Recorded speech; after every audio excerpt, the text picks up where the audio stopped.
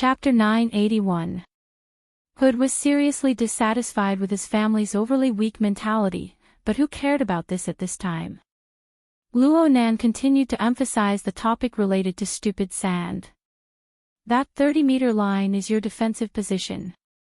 Stupid sand cannot be allowed to pass through no matter what. Well, you guys aren't so shameful as to use direct attacks, right? How would we dare to attack the son of a dog couple? Hood straightened his back in the next second and simply responded, "Understood. Direct attacks are not allowed. Stupid sand is not allowed to cross the 30-meter line. Then that's fine. Next, you guys can return to your positions." Return to my positions. Hood was stupefied. He saw Luo Nan wave his hand, and a row of condensed numbers appeared out of thin air as they approached the rear area of the sports car camp. It was similar to the blackboard writing left behind by the sea, but it was much more sparse. Then it continued to increase and expand the area of coverage. Whether it was outside the relatively stable formatted domain or within the fluctuating and turbulent domain, these illusory and fragile water vapor could always take form and mark their positions. Most importantly, these condensed numbers were clearly divided into zones. The spacing was roughly the same, and they were randomly distributed. They were like marks on a somewhat irregular chessboard. F***CK, isn't this just a sand table? Hood looked at the condensed numbers from 1 to 35. The order in which they appeared was not fixed, and there was no pattern to their positions. However, the total number just happened to be the number of burners on the beach. They were missing one. Hood blinked his eyes. He was pondering and guessing at the logic within when Luo Nan snapped his fingers beside him. They were almost completely synchronized, and a small number floated above the heads of all the burners on the beach. It ranged from 1 to 35, corresponding to everyone. They were still missing one. Hood subconsciously raised his head. His chin had just stuck up halfway when he heard Luo Nan speak. "You don't have a point number. You're responsible for maneuver adjustments. Make the person number correspond to the area number. Limit the range of movement. Thank you for your trust. Thank your mother." "Yes, understood," Hood responded in a loud voice. Due to Luo Nan's continuous operation, there was a bit of chaos on Zeolite Beach. Luo Nan was worthy of being the #1 user of the condensation ring aside from Her Majesty Empress Wu. His control over water vapor had reached perfection. Many people did not realize from beginning to end that the numbers above their heads had already been engraved. Using this kind of operation in the field of formatting made Hood's scalp go numb. He could not help but think to himself, would any burner who watched the live broadcast have the courage to form a formation and fight against Luo Nan in the future? That was a little far-fetched. The direct cause of the chaos was Luo Nan's continuous construction on the beach aside from controlling the water vapor. He himself did not move, but wherever his thoughts went, the beach would rise, collapse, or be compacted, or be torn apart, divided horizontally and vertically, arbitrarily planned. It was a godly operation that would frustrate any controller of formatting domain. But the most direct impact was that Shi Xinhe and a group of military elites had their hands and feet tied. They were afraid of accidentally tripping. No, they were afraid of destroying Professor Luo's profound layout. They should be content. Soon, they wouldn't be able to move even if they wanted to. Hood's face twitched slightly. He benefited from following Luo Nan's observation perspective. Right now, he had a macroscopic concept of the layout. But it was also because of this that he was able to truly confirm that everything he saw Luo Nan do had a basis. Luo Nan's methods were strict. Everyone had a fixed position. Everything was a chessboard and chess piece that Luo Nan had planned out. One could imagine that Luo Nan certainly had a clearer, more realistic, and more concrete point of reference in his mind. But what was that point of reference? Luo Nan's gaze swept over while his thoughts were running wild. Hood was agitated, but then he suddenly realized that he should go do something. He should go organize the order on the beach to make it conform to Luo Nan's requirements. He should make everyone occupy their positions and combine with the delineated chessboard to form the situation Luo Nan needed. This job was easy to do. Everyone was basically a soldier or had a military background. Discipline and obedience were guaranteed. Luo Nan's marking was extremely clear, so there was no need to put too much effort into it. This was especially true when he saw Shi Xinhe, who was the main axis, follow Hood's orders and board the cabin with a stupefied expression. He entered the super simple and crude Deep Blue Walker experimental machine. Hood's sullen mood from the morning dissipated by half. In just a few minutes, the originally chaotic zeolite beach entered a relatively peaceful and silent state. All the experimental equipment with the markings above their heads stood in their positions. The formatting domain formed by several dozen people covered nearly the entire beach as a matter of course. However, it was a bit unstable right now, so much so that the floating sand ball model displayed a large degree of distortion and deformation. This was Hood's responsibility, needless to say. Hood didn't dare to meet Luo Nan's eyes. He relied on his understanding of the current structure of the domain to rush to various areas of the beach. He constantly adjusted the swaying energy flow due to the position changes, ensuring the basic stability of the formatting domain. Hood couldn't help but think at the beginning of his rush. Did Luo Nan use this method to push him out of the entire system? He exerted himself, but he was unable to participate personally, but soon, Hood discovered that this wasn't the case at all. No matter what angle he looked at it from, he was more capable of challenging himself than the experimental equipment who were entrenched in a domain. He had a greater perspective on the overall situation, and he was more capable of seeing through all the visible and invisible details on the beach. So much so that after running back and forth 7 or 8 times, he wanted to immediately apply for the Apocalypse Opening Array's access test to the laboratory. I've most likely already leveled up. Later on, Hood even felt that he had developed some sort of new supernatural power. He seemed to be able to look through the formatting domain and see the deeper layers of laws and logos behind realization. The most typical thing was that he could faintly sense that the sandy beaches, gullies, piles, and groups that Luo Nan had arranged on the beach all had their own explanations. Specifically speaking, they were able to conduct some sort of channeling, separation, disturbance, and even amplification of the formatting domain.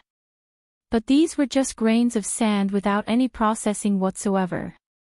Is this also the result of the legendary super configuration?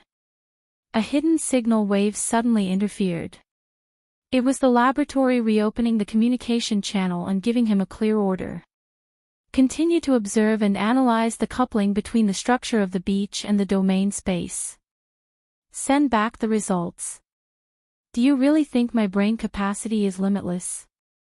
I'm just a tiny front end. The dynamo core in my corpus callosum isn't even the size of a fingernail. How can I have enough computing power? Hood wiped his face. Unknowingly, he had already achieved the untimely achievement of being drenched in sweat by the seaside in early winter due to the consumption of large amounts of mental and physical energy. But before he could complain back, the prompts for the temporary privilege upgrade rang out in succession. Holy sh*T, the Apocalypse Opening Array had automatically responded and supported him. Was he enjoying the treatment of Yan Yongbu's supervisor in advance? Hood's mind was racking with calculations, but his mood was high. He put in even more effort into his work. Both sides were like this. They complemented each other. But why didn't he feel any changes after running another lap? The feeling was still fuzzy. It was still fuzzy. It could be said that there was some progress. But whether it was adjustments or analysis, he always felt that he was still floating on the same surface. He was unable to sink no matter what. During this time, the Apocalypse Opening Array's support privileges were upgraded once more. The dynamo core was about to enter an overclocked state. Only Yan Yongbu's superior architecture could forcefully raise the analytical ability to a higher level. The laboratory clearly had no plans to further open its privileges. Yan Yongbo was hiding in some corner of T-City. He had no intention of making a move. The situation of hoods drenched in sweat had not been alleviated. He wiped his sweat again. In the end, he could not help but turn his head to look at the youth leaning against the hood of the sports car. There was a thought stirring in his mind. This kid. How in the world did he do it? Hood caught Luo Nan's gaze at this time. He subconsciously followed the direction and turned his head once more. This time he saw Dumb Sand. This monster, which they had played a game of cat and mouse with for nearly an hour, had received some unknown influence or command. It had changed its direction and was slowly crawling inland. Hold on. That's the direction of the sports car's headquarters. That's not right. Hood wiped the beads of sweat on his eyelashes. He suddenly realized that with the establishment of the beach chessboard and the gradual adjustment and stabilization of the formatting domain, the sand ball model, which had barely recovered to a regular state, had automatically moved to the central axis of the beach. Its position was right in the middle of the central axis. Hood hated that he could not only consider this as a coincidence in such a situation. He felt a splitting headache if he thought about it even a little more. How could this be a coincidence? Hood rubbed his head. His eyeballs quickly moved back and forth before he caught up to Dumb Sand. As he continued to deepen his understanding of the layout of the beach, he was already able to see that Dumb Sand's conflict with the formatting domain was growing sharper and sharper by purely considering the direction and efficiency of its interference. Perhaps it had been like this before. It was just that a bunch of idiots were completely unaware of it. The laboratory had timely transmitted over a small piece of code. It was said that the code was specially optimized for observing Dumb Sand's form. The analysis carried out by the laboratory was certainly more profound and thorough than Hood's short-term understanding. The small results they produced were still a bit useful. As the relevant sensing mode leveled up, Hood could clearly sense that Dumb Sand's body was constantly crawling and flowing forward. Its body shape was constantly undergoing minute changes. Through its conflict with the formatting domain, Hood could indirectly prove that its skeletal structure and the deeper flow and operation of energy were changing much more intensely than what had appeared on the surface. According to what Luo Nan had said, its super configuration system was constantly being improved. Was it beginning a new round of evolution? What a joke! Did he really think that there was a supercomputer and a nuclear power plant buried under the beach? Chapter 982. Whether it was Hood's logic or the results of the front-end calculations, there was an inescapable hole in both. Zhang Yingying's humanoid battery had already fallen to the point where it only knew how to shout 666 from the outside. It clearly did not have any more input. Dumb Sand itself had a slight increase in the energy devouring of the formatting domain, but it did not have the qualifications to drive this sort of super energy-consuming optimization that required even more powerful computing power. Luo Nan was supporting it. Perhaps this was an explanation that could barely be accepted, but the problem was that Luo Nan had clearly said before that he needed to maintain objectivity and reduce the disturbance to the experimental conditions. From the looks of things, he had basically done it.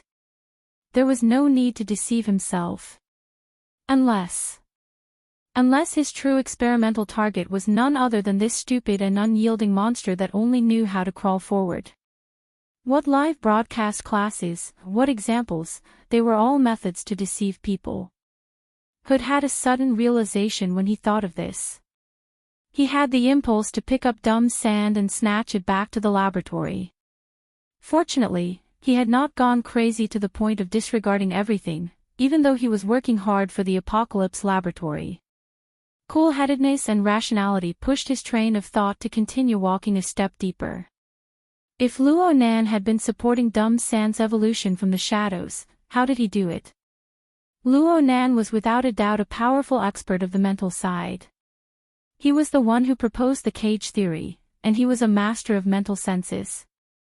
The safest route was obviously interference on the mental plane. Hood was rather self-aware.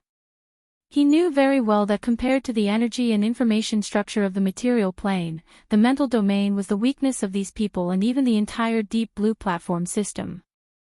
Up until now, no burner had reached the level of an extraordinary, and that was a strong proof. The newly opened Apocalypse Array was much more brilliant, but its specific effects needed to be tested with time and actual combat. Therefore, Hood did not expect himself to make some great discovery in this area. He just wanted Luo Nan to have an extremely brilliant interference channel that exceeded the scope of everyone's observation. But there was one more point. Dumb Sand, this simulated life creation, was the support for its current evolutionary speed. Even if Luo Nan, where was Luo Nan's support?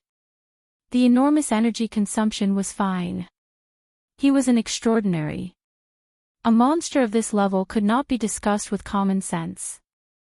But the resources needed for Dumb Sand's quasi-life evolution, and perhaps the extremely complex and rigorous design of Zeolite Beach. Where did this astronomical computing power come from? Although various experiences and experiments had shown that the intelligence of extraordinaries was generally much higher than that of ordinary people, their performance in memory, precise logic, and other areas that could be tested were also superhuman.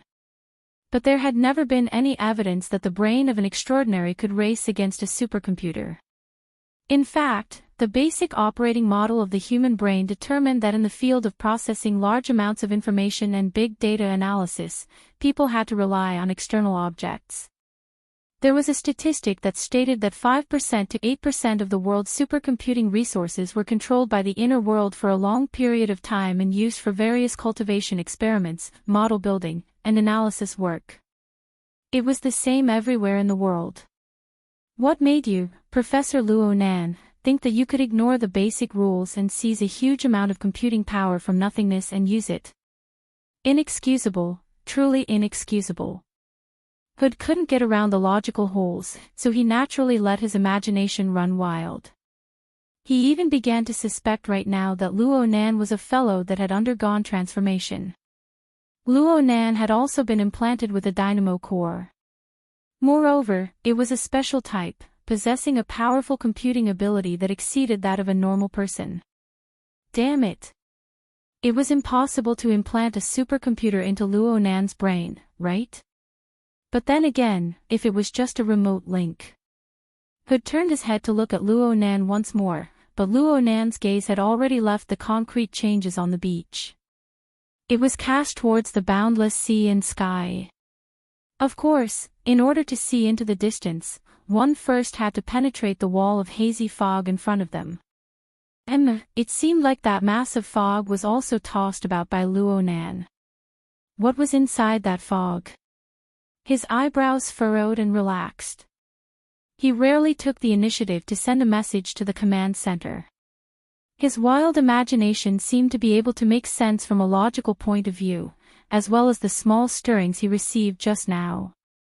1. Investigate the entire world's supercomputing resources. 2. Monitor the massive fog on the sea's surface. Hood knew that if he could think of this, the group of people in the laboratory could probably think of it as well. But he was being played like a chess piece in broad daylight. He really couldn't swallow this anger if he didn't seize the opportunity to tear down the stage. It would be great if he could really find something by following the vines to the melon.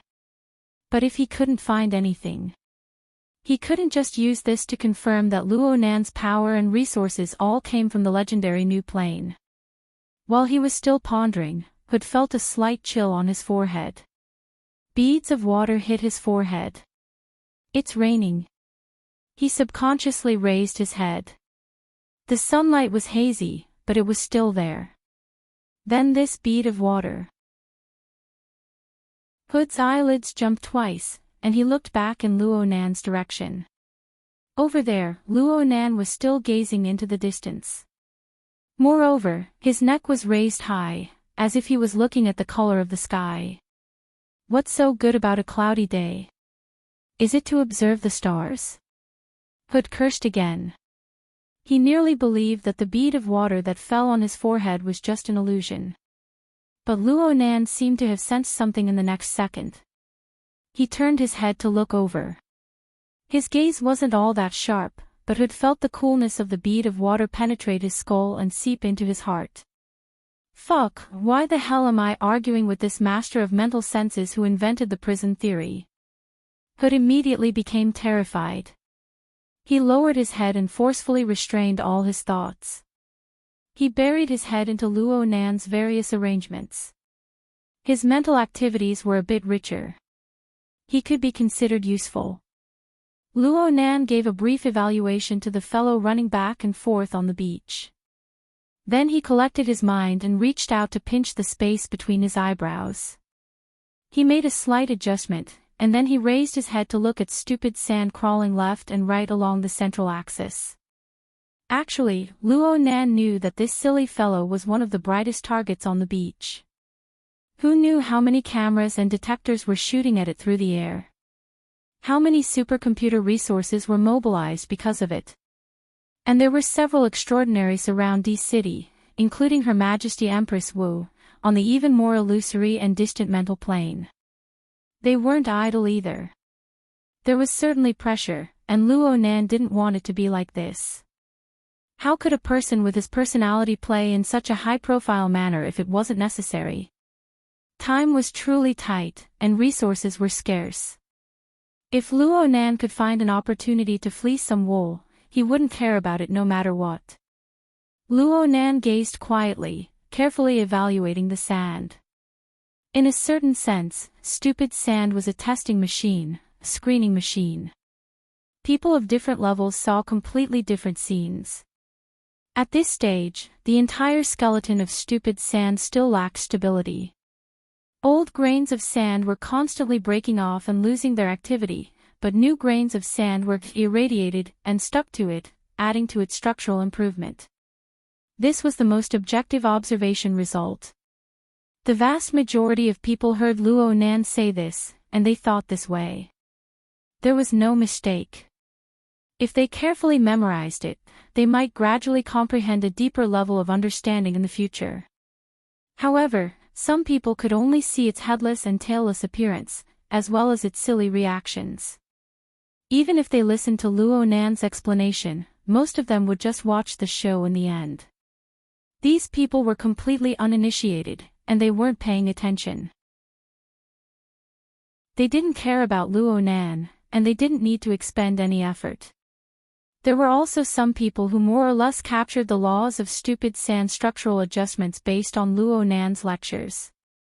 They recognized the interaction between this fellow and the external environment, and they even made some inductive inferences. Being able to reach this step meant that stupid sand already possessed the initial level of structural thinking. Hood was not bad. He was really not bad. Even though he borrowed the help of the formatting domain to indirectly map the relevant structural clues, being able to reach this step proved that he had brains and talent. This was already an effective calculation node. If there were a few more people like Hood in the live broadcast audience of the entire world, Luo Nan would have quite a bit of time to think about it. It was just that Hood still had a long way to go before he could see through stupid sand structural state and meaning. As for extraordinaries, forget it. In any case, they were mostly useless right now, so there was no need to spend too much effort on them.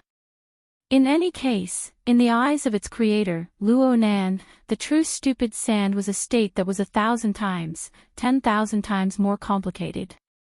It wasn't just a simple creation of sand. Its complexity wasn't reflected in the tens of thousands of grains of sand that made up its skeleton. Instead, it went outwards. If one were to describe it directly, stupid sand was like an exerciser running on a beach. On its back was a huge parachute. The parachute was formless, but the pulling force was real. The dense and fine parachute ropes were gathered on every effective superconfiguration structure of stupid sand skeleton. This added an immeasurable degree of complexity to its already extremely complex body movements, and it also brought about enormous resistance. But the matter could also be looked at the other way around. The ropes that were holding dumb Sand back could be said to be the puppeteer's strings of control. As for dumb Sand, it was just a puppet that was being controlled. The strings of control, and the even bigger puppeteer behind them were the core of all the activities. Zhang Yingying could accept the first description with some difficulty. But Luo Nan knew that it was also an inappropriate description. The second description was closer to the truth. But regardless of whether it was stupid Sand pulling the parachute ropes or the strings of control controlling stupid Sand, there really was a big fellow behind these invisible ropes. It was a colossus that was far more complex than stupid Sand's living system by millions and millions of times. The invisible ropes pierced through the void and cast towards the thick and rolling sea surface. They hooked and pulled, interacting with the main body of the hazy fog at a high frequency. Right now, rotors would occasionally break through the smoke barrier at the edges of the enormous fog on the sea's surface, probing in and out. In the deeper regions, there were even more concealed triamphibious detectors that continuously operated above and below the water, taking samples. Many people were paying special attention to the fog. They had already walked far ahead of Hood. They were just ordinary machines. They could at most disturb the semi-incorporeal aerosol structure in the air and disturb the distribution of a small portion of the water droplets. They lacked the ability to sense and interfere with the more complex level of the superconfiguration that connected the structure. Even though the enormous superconfiguration system hidden in the mist was far from taking shape. Luo Nan really wanted to call it a magneto-optical mica, but he really didn't have the face to describe it this way. Let's just call it mica. Chapter 983. This creation could barely be called the predecessor of the magneto-optical mica jellyfish. Luo Nan had started from the theory of the school of fantasy. He had referred to the database of fantasy mimicry configuration techniques and slowly pieced them together to create it. The school of fantasy was not just named because of fantasy configurations. It was also because this school had done extremely deep research into fantasy breeds. They had even formed a complete and grand system from this. But in the end, they were unable to resist the environment polluted by sin poison, and so they ultimately declined. High-profile existences like the magneto-optical mica jellyfish were certainly their research targets.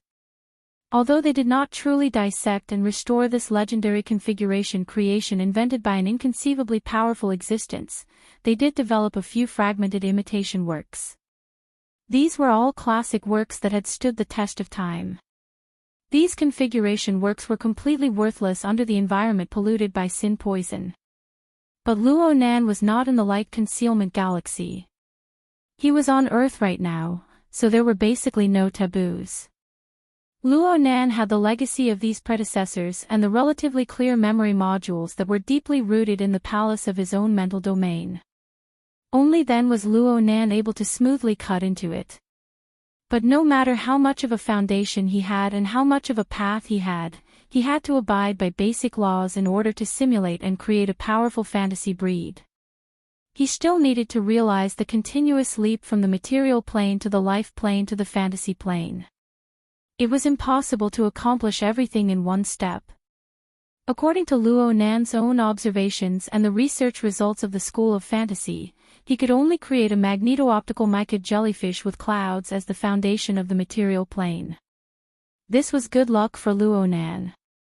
He had learned the condensation ring from Her Majesty Empress Wu. It was simply a match made in heaven. However, the relevant configurations were too high-end as he went down. It was impossible for Lieutenant Goyi to clearly explain every step of the fantasy mimicry technique. There were too many missing thumb links. He needed to be like stupid Sand and undergo large-scale, rapid iterative experiments and screening. In comparison, stupid Sand's paltry 33 generations of artificial choices couldn't even be considered a formality. In fact, stupid Sand's lifelike super configuration system was something Luo Nan had extracted from the database of the fantasy mimicry technique. A considerable portion of it was based on the servant army of the magneto-optical mica jellyfish. These demons and monsters were all subdued and even pieced together by the magneto-optical mica jellyfish's soul magnetization power. To a certain extent, his greatest enemy was the Heavenly Yuan Empire's army. Naturally, he had the ability to counter the Standard Formation, the Jade Crystal Formation, and other key means of battle. During the relay station period, those assault beetles and acid pterosaurs were able to forcefully break through the outer perimeter. They did not rely solely on the Hellfire Tyrant's power. It was because of Luo Nan's simulation, reference, and even direct use of this series of designs that Dumb Sand, who had yet to fully mature, was able to possess a certain level of penetration towards standard arrays, in other words, the domain of formatting. Right now, Luo Nan was indeed using stupid sand as a parameter to refine the battlefield situation on the sand table. He substituted characters like the assault beetle and the acid pterosaur. Speaking of which, even if it was a minor character, like Dumb Sand, there were plenty of examples that could be used as reference. Coupled with the clear direction of artificial selection, the inheritance and optimization of the relevant configuration logic could be sped up. All sorts of favorable conditions were stacked together. Due to the limitations of the innate non-life matrix, it would take hundreds or even thousands of generations for the magical probability to take effect and form a lifelike creation like Dumb Sand. It was definitely not something that could be completed in a short hour, let alone the rapid self-evolution after taking shape. The reason why he only used the 33rd generation was because the core driving force, the most essential cheating machine, was this coarse lump of mica on the surface of the sea. Luo Nan had spent 12 hours from the wee hours of the morning until now. What he had truly spent his energy on was this similar experiment established on the water molecular matrix. Mica had already started from a higher starting point, with greater strides, and with a higher frequency. It had undergone several thousand generational changes, and only then was it able to obtain a small accomplishment. The configuration experiment of mica was undoubtedly the part that Luo Nan had spent the most effort on. However, in a certain sense, it was not as solid as Dumb Sand. Dumb Sand had a ready-made matrix configuration that could be used. Though it was not a true life matrix, it was a classic structure that had been tempered thousands of times. As for mica, Luo Nan was still learning as he used it. He was in a complete simulation state of making wild guesses. From the material plane, to the life plane, to the fantasy plane, there were large amounts of temporary deductions. It was constantly in turmoil and change. Its foundation was far from being stable. In any case, mica's progress was very great. The control lines on Dumb Sand's body were already quite dense. When Dumb Sand first took form, the density of the control lines cast by mica was 1,000 times higher in order to realize the interaction between the two. Practically every grain of sand had an attachment. These incorporeal ropes were used as a medium to realize the close connection and interaction between the super configurations of the two. This helped Dumb Sand to self-adjust and evolve at an abnormal speed. In this system, the dominant side was certainly mica. However, mica was far from being able to be like its ultimate reference object. Mica could not use the terrifying might of soul magnetization to control the will of higher life forms. Mica could not forcefully knead together all sorts of configurations in large quantities and give it the experience of being akin to life. The current complicated control lines were just embryonic forms. They were excessively crude embryonic forms. Of course, the next step was optimization. Luo Nan had been working on this all this time. The greatly reduced control line meant that the optimization work was fruitful. However, as long as the optimization continued, energy consumption and computing power resources were all placed before Luo Nan's eyes. They were problems that needed to be solved. They could not be avoided. Especially the latter. Luo Nan discovered this as well. He had come into contact with the two schools of the Heavenly Yuan Empire at the relay station. He originally believed that the school of creation was extremely harsh on the rigid foundation of configuration thinking and the foundation of creation. It was extremely difficult to get started, and it was hard to get close to them. But now it seemed that the school of fantasy was a bit more flexible and open on the hard foundation of individuals. However, from practical operations, the accumulation required for this school to research and push projects was far harsher than that of the school of creation. This was because it required the accumulation of an enormous amount of information and data accumulated over the endless years. It also required high-quality models and powerful computing resources to organize and utilize these materials. It even required the spirituality and intuition of a genius. Only Luo Nan had the external neuron and its database. He also had the flood of information that was forcefully shoved into him by Sunwoo Hell. This enormous amount of data was immeasurably large, and it catalyzed the performance of the Innerverse simulator. After experiencing a mystical dream in the simulator, all of these elements, including the memories contaminated by that damned sinful poison, went through a rough reorganization. The heavily chained crow and the wraith sign formed an imitation structure of Sunwoo Hell. It formed a continuous resistance against the destructive power of the sinful poison contamination. In the end, it evolved into a boundless dense fog that pervaded Luo Nan's mental plane. Of course, there was also the article by the Lord of Deep Harmony. It was precisely the mystical power of the treatise, configuration, faith, and the great limit, a rational reconstruction of the evolution of history from ignorance to dawn, the magneto-optic mica chapter, that reconstructed a portion of the dense fog on Luo Nan's mental plane. It combined with the lamination interference technique to materialize into a grand temple. It integrated a large amount of disordered information, turning it into a concrete and precise mold that was either complete or incomplete within the temple. These things were complicated to say, but they could be described in a simple sentence. All of the above were combined together to form Luo Nan's unique information processing model. Disregarding the efficiency of this model, it seemed to be a big eater. Its capacity was astonishing, its digestive capabilities were strong, and its processing of information was quite meticulous. In the end, it could form a concrete and precise mold. It was extremely suitable for the needs of configuration design. Luo Nan could accept this information processing model. For the time being, he couldn't think of any other model that would be more suitable for him than this one. But under the current circumstances, the priority of fine processing had to give way to work speed and efficiency. The high seas auction was about to be held.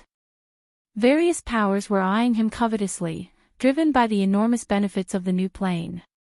Even though Her Majesty Empress Wu had promised to do a good job in diplomacy for him, placing all of his hopes on someone else was not the right thing to do. Luo Nan still hoped to make solid preparations. His new plane simulation plan was a bit overly whimsical under the premise of protecting the cloud world. But if he didn't do it, who knew if he would succeed? If he didn't grit his teeth and accelerate, who knew how fast he could run in the end? And if he wanted to be fast, he needed to return to the checkpoint that he could not bypass. Energy and computing power. While Hood and the others were left speechless by Luo Nan's method of plundering resources from nothingness, Luo Nan was completely unaware that Luo Nan was having a splitting headache over how to create something from nothingness. Energy was fine. Luo Nan's core advantage had always been his soul strength resources that were rapidly expanding until they overflowed. Even though Sin Poison had dealt him a fierce blow, the basic framework was still there. If he carefully calculated, the income of the large production line would still exceed the expenditure. The most crucial thing was computing power. The processing of large amounts of information was something that defied the structure of the human brain. A few months ago, Luo Nan would probably have to go bankrupt and rent the computing space of the psychic wave network to deal with related problems. But now, he still had a path to take. More accurately speaking, he had to clean up the mess. Luo Nan gazed at dumb sand. He gazed at Mother Micah. What unfolded before his eyes was a dusky void with a deep moon and sparse stars. The vast majority of the stars were hidden behind thin clouds and mist. Only a few bright stars were distributed under the boundless curtain of the sky. Or it could be said that this was a spider web that was intermittently intertwined in the dark night.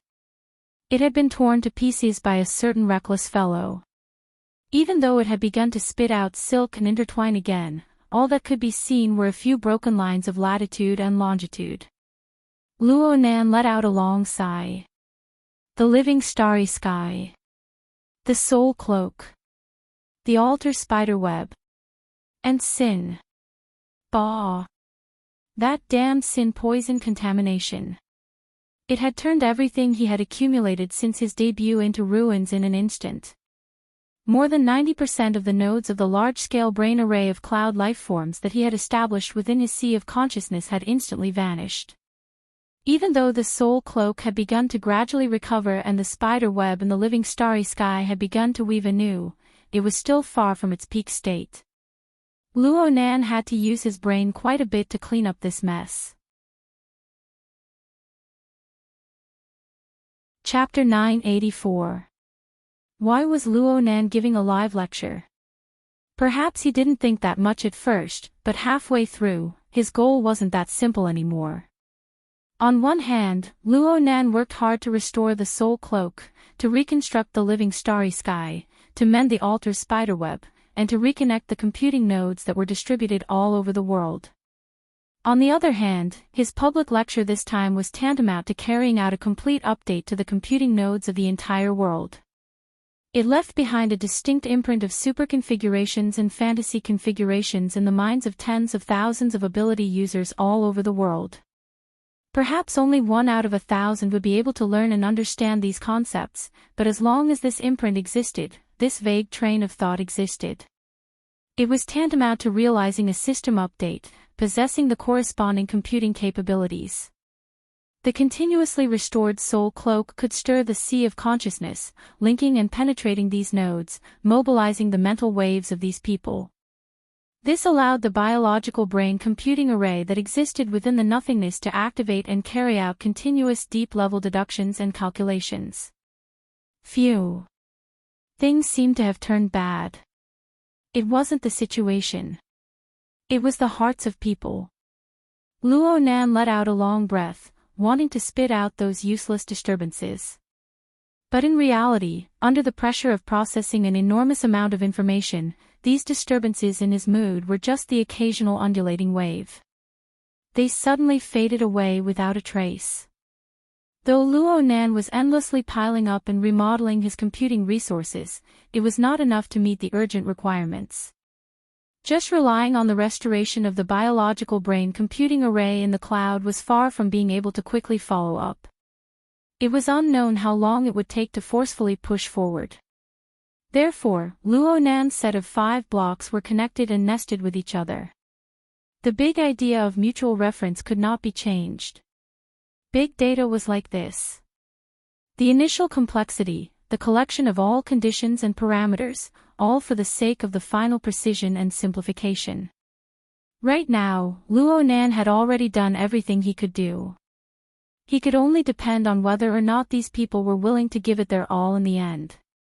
He confirmed the time once more.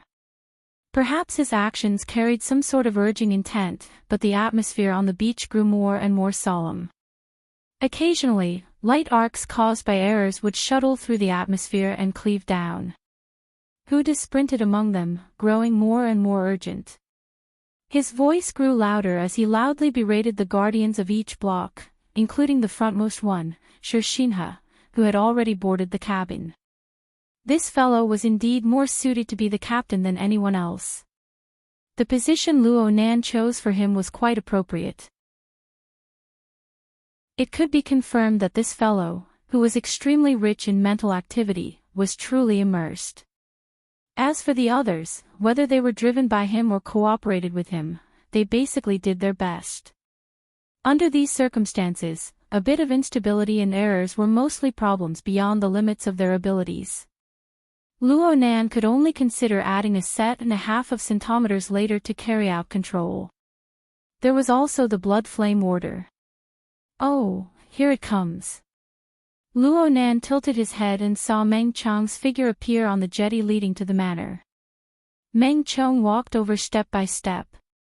This #1 expert of the Blood Flame Order's fleshly side didn't pull out a team that could compare to the burners on the beach. He was alone and walked slowly. At first glance, it was practically suspicious of his attitude.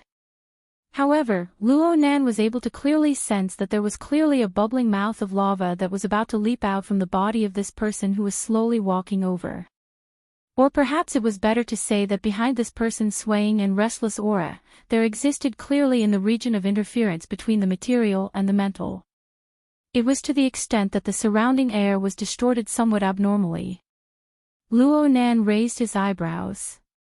What he saw in this moment was not just Meng Chong. Instead, behind Meng Chong's forcefully suppressed and extremely boiling aura, Meng Chong's body was not complete, but it already possessed what Luo Nan needed. It was a deformed framework of super explosive strength and destructive power. As for why Meng Chong was able to reach this point, Luo Nan could guess. It was most likely because the Blood Flame Order had stirred the lowest layer of the lava lake structure of the Blood Soul Temple of the Abyss region with all their strength. This caused the solidified configuration of the Abyss region to become somewhat unstable. It had to be said that this was a very extreme yet ingenious idea. Was Mrs. Halder using this method to express the resolute attitude of the Order? Or was it to turn the Order into a tool on a new level? These distracting thoughts were quickly annihilated. Meng Chong's pace was slow, but it didn't take long for him to reach Luo Nan's side. He just bowed and didn't say much. He just walked forward, wanting to cross the beach region and return to his position. Luo Nan opened his mouth to stop him. Hold on. Meng Chong subconsciously stopped, but his entire body swayed a bit too much. He turned his head in astonishment, and the corner of his eyes split open. Blood spurted out, and a small portion of it instantly dried up and hardened on his face. Meng Chong was completely unaware of it. His current body temperature was certainly very high. Perhaps it exceeded 50 degrees, 60 degrees, or even higher in some areas. It had already far exceeded the physiological limits of a normal warm-blooded animal. His entire physiological system entered a state of high consumption and combustion. In a certain sense, Meng Chong was even more suitable to be called a burner than the people on the beach. Not to mention Luo Nan, even Hood, who was on the beach, discovered the abnormality. He hesitated for a moment before taking the initiative to walk back to observe. Luo Nan didn't care about Hood. He just shook his head at Meng Chong. The price is a bit too high. This capable and capable expert was truly loyal and devoted to the Blood Flame Order, or rather, to Madame Halder. This extreme method caused the Blood Soul Temple of the Abyss region to become excessively turbulent. Meng Chong, who bore the framework of this turbulence, was bound to make great sacrifices. Meng Chong had a train of thought but lacked skill. The application structure was excessively crude, and the internal optimization was tantamount to nothing. All sorts of elements were gathered together to act as the final bearer. It was fortunate that Meng Chong had once passed the trial of the Blood Flame Will. He possessed a certain level of resistance toward this type of extreme power. Only then was he able to walk to Luo Nan alive. Looking at it from another angle, why was it Meng Chong? This was because of the high-level members of the Blood Flame Order in D City. The only one who could withstand the extreme power of the Blood Soul Temple of the Abyss region and not die was Meng Chong. Therefore, it was still Meng Chong who came. As for whether or not Meng Chong could survive until the end of the experiment, it all depended on the will of the heavens. This was no longer a help. This was a kind of sacrifice.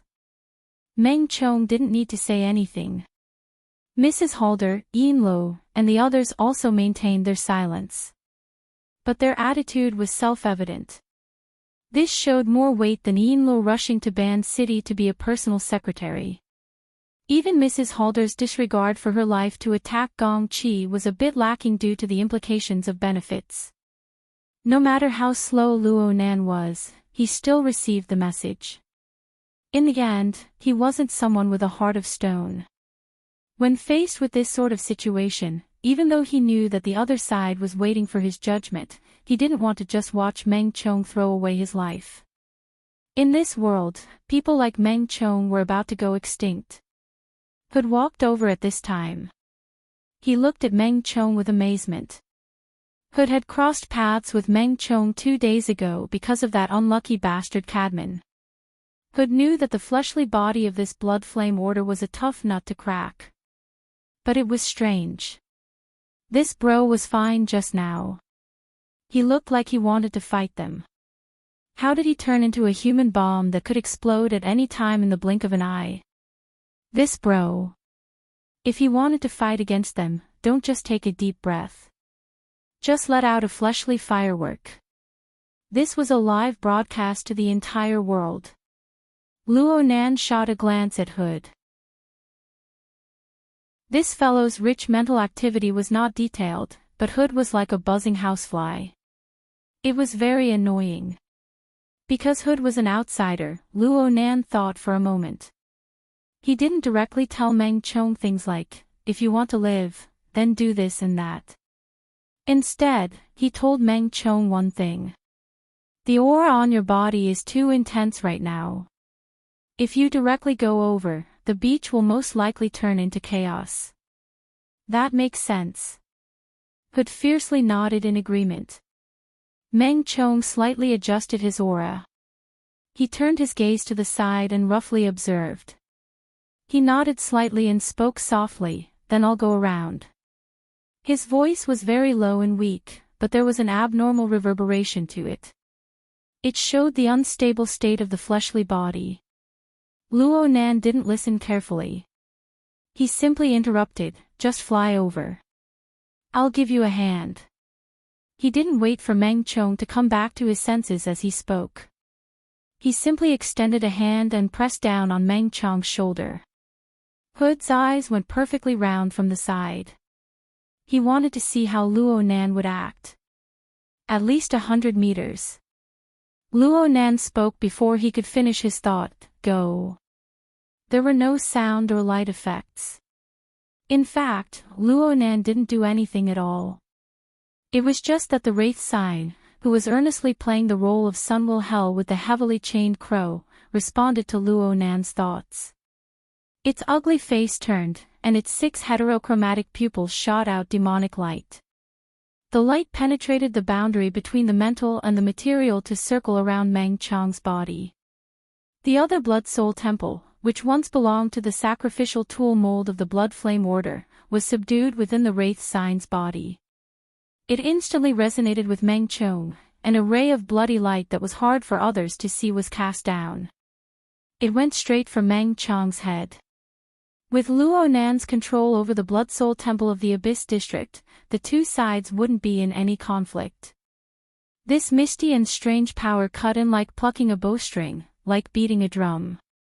It caused Meng Chong's limbs and bones to buzz and tremble. It also caused the energy of his entire body to go out of control, and he suddenly burst forth. Meng Chong himself was still in a state of dizziness and shock.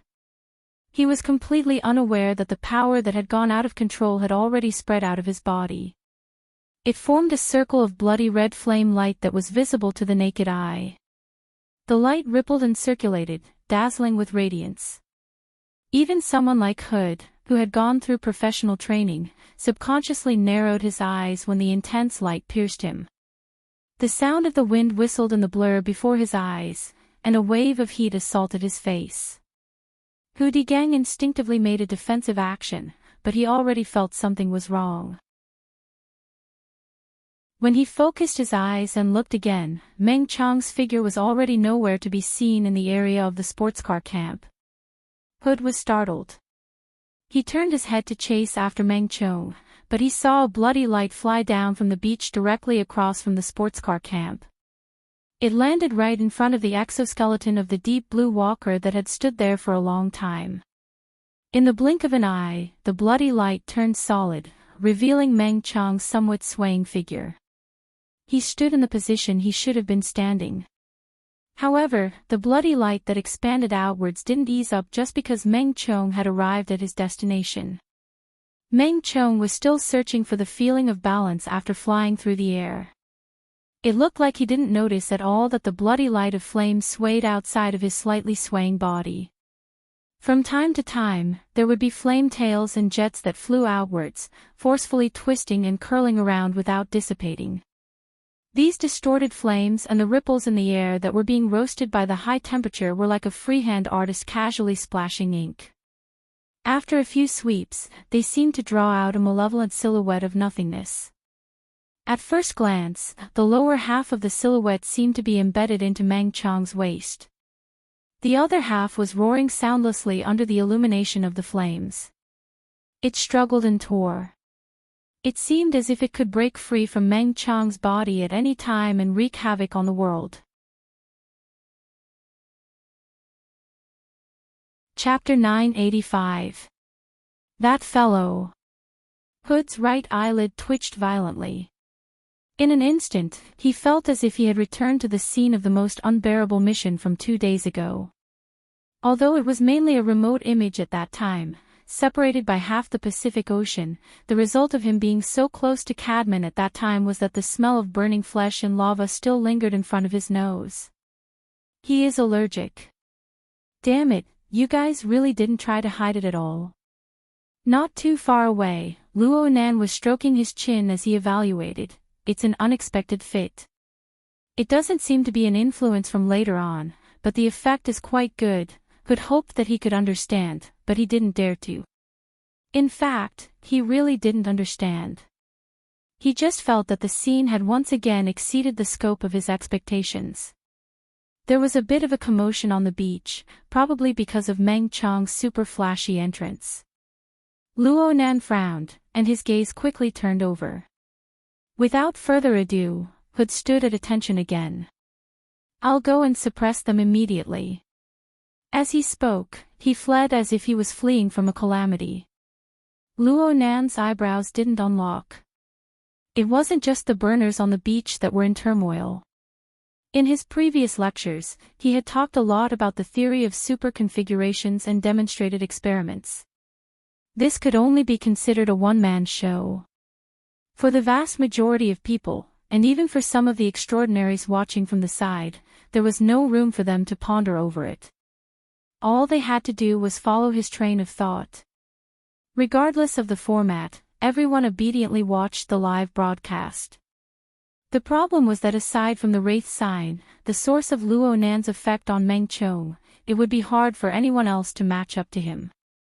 A considerable portion of the other functions had already been revealed, the specific interferences between body and soul, as well as the ready-made and familiar rule framework. It was truly someone's cup of tea. Moreover, in terms of visual effects, it was full marks for stimulation. Luo Nan squinted his eyes. If the demonic outline 100 meters away were to be brightened up and give it a bit more texture, then it would be the mush-mouth ape without a doubt. Didn't you see who did his bitter and hateful face? The Wraith sign's actions were a little deceptive. Luo Nan didn't care. It was just that the Blood Flame Order was bound to Mr. Mo before this. It was one thing, but if they were to be directly linked to the new plane, then they would have a headache in the future. Troublesome. Luo Nan grumbled in a low voice. He wasn't talking about future troubles. Instead, he was talking about the extraordinary level probing power drifting in the periphery. It was not easy for them to discover something that was both familiar and sensitive. They were too excited, and they gathered too close to the beach, especially to Meng Chong's side, which destroyed their original tacit understanding, if there was any tacit understanding at all. Such an action had already caused substantial interference to Luo Nan's experimental progress. During the days of fierce battles at the relay station, with the Sin Poison keeping watch, when had there ever been any interference from the mental plane? There was also Meng Chong's side. The frequent focus of the probing power would definitely affect his already unstable state. If he was not careful, he would really become a bloody firework. Luo Nan originally wanted to make a few more adjustments to stabilize the state of all parties. But now that the situation was like this, Luo Nan didn't think about it any further. He closed his eyes and let out a long breath. At this time on the beach, Hudigang kicked the butts of two startled fellows in the back row. He displayed his reprimand by shouting a few times. Then he turned his head to the side and stole a glance at Luo Nan's expression. Of course, there were no valuable details. But he didn't dare to relax. He raised his voice even higher. Which part? Coastal defense. You're a proper soldier, yet you have the face to mention it. The blood vessels in the forehead of a certain second lieutenant of D City's coastal defense army, who had been yelled at by Hudigang, nearly exploded. But a mistake was a mistake. Hudigang helped him sort it out step by step. He forcefully swallowed his temper. Actually, Hudigang knew that this fellow had the face of a pirate, but he was still making a big fuss. This fellow even stole Hudigang's lead before. Hudigang was doing this on purpose. He was able to obtain a bit of pleasure from the other's reaction in order to mend his wounded heart. Hudigang was happy. He was just about to move on to his next target when the energy structure on this side clearly became chaotic. He flew into a rage and kicked over, causing Wilson to stagger. What the hell are you doing? Wilson didn't get angry. He didn't shout. He didn't even cast his gaze at Hudigang. Instead, he looked over Hudigang's shoulder and cast his gaze at an area even further away. Hudigang's heart trembled, and he suddenly turned his head. He didn't find his target on his first try. His first impression was the strongest. He thought that Meng Chong, who was at the forefront, had sent out a demonic moth. He discovered that this wasn't the case and shifted his gaze. Only then did he lock onto the correct target. Sandball. The sandball that was floating in the center of the central axis, acting as a ruler, escaped from everyone's control and control. It began to float upwards until it reached a height of around 10 meters. It was like a dim star that replaced the sun that was mostly obscured by the fog. It hung above the beach and above everyone's heads, silently rotating. All of the syncopators seemed to revolve around it as well. Of course, this also included the complicated flow of energy and information connected to it, as well as the entire structure of the formatting domain. On the beach, the burners who were directly involved felt the most. In their days, the sandball was like a deep demonic eye. It gazed down and imprinted an ice-cold pressure on everyone's hearts. The sandball didn't have any pupils, but the complicated and constantly changing patterns on its surface seemed to be able to form a similar pattern at any time, rotating and flowing. Who knew where it was facing? At this moment, no one made a sound. The entire beach was silent. As the only outsider in this area, Zhang Yingying was already having a hard time with the continuous changes. She subconsciously sucked in a breath of air, and a chill ran down her spine. The beach where her biological son was located had inexplicably become extremely unfamiliar. How could she not know that the situation had now entered a critical juncture? But what should she do next? Just as she was in a dilemma, she heard the sound of an engine. The motorboat that she had piloted to charge onto the beach had drifted back to the coastal area at some unknown time. It started inexplicably and emitted a low noise. How could she not know what was going on? She clenched her teeth and brandished her fists at her biological son, who was crawling with his head lowered. She didn't say anything more. She stepped on the seawater, flipped over, and boarded the motorboat. She sped along the coastline and circled far away. As for the live broadcast, who cared about it? Just as Zhang Yingying sped along the coastline, the gray fog on the surface of the sea seemed to receive a new wave of sea wind. It began to slowly surge upwards, and its front end nearly crushed the edge of the beach. In the next second, Meng Chong, who was standing in front of the deep blue Walker experimental machine due to the extremely eye-catching effects of the dazzling light and shadow, suddenly shrunk his swaying body. A low, hoarse roar was squeezed out of his throat. Bloody flames soared, and the incorporeal image within seemed to want to tear apart Meng Chang's spine as it struggled to jump out. Meng Chang's body made a corresponding response.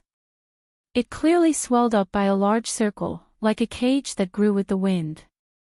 It forcefully imprisoned the demonic image. But looking at it from another angle, who would dare say that this wasn't an even deeper fusion? The abnormal swelling and deformation of his muscles and bones caused Meng Chong to be unable to maintain his balance any longer. His body fiercely leaned forward. Since the deep blue Walker experimental machine was close at hand, he naturally extended his hand and pressed down on its ice-cold outer armor. He cut a very sorry figure. The problem was that Shi Xinhe, who had been confused by a series of obvious and obscure unforeseen events within the cockpit, nearly let out a blood-curdling shriek in this instant. The manic heat penetrated through the thin outer armor, which wasn't up to wartime standards, with a rumble. In that instant, it was as if the cockpit had been flooded by a terrifying molten iron. His body and soul felt as if they were about to turn to ashes in the blink of an eye. Shi Xinhe didn't even need to react in his brain. The deep blue platform's self-protection mechanism had already displayed its effect. The format of fire and even the format domain automatically triggered a counterattack mechanism. A dazzling white light burst forth from within and without the metal exoskeleton. Scarlet flames and white light clashed in an instant. After a short struggle, neither side was able to do anything to the other. They sank and erupted. In the blink of an eye, the area of the beach where the two stood exploded with a rumble. Light shot into the sky. The enormous amount of water vapor that Luo Nan had left behind at the front of the beach was completely annihilated the moment the two sides clashed. The powerful shockwave wouldn't slow down because of this tiny obstacle. Instead, it rapidly spread out with an even more intense momentum under the powerful pressure of the second wave of colliding forces. Holy crap! What's going on?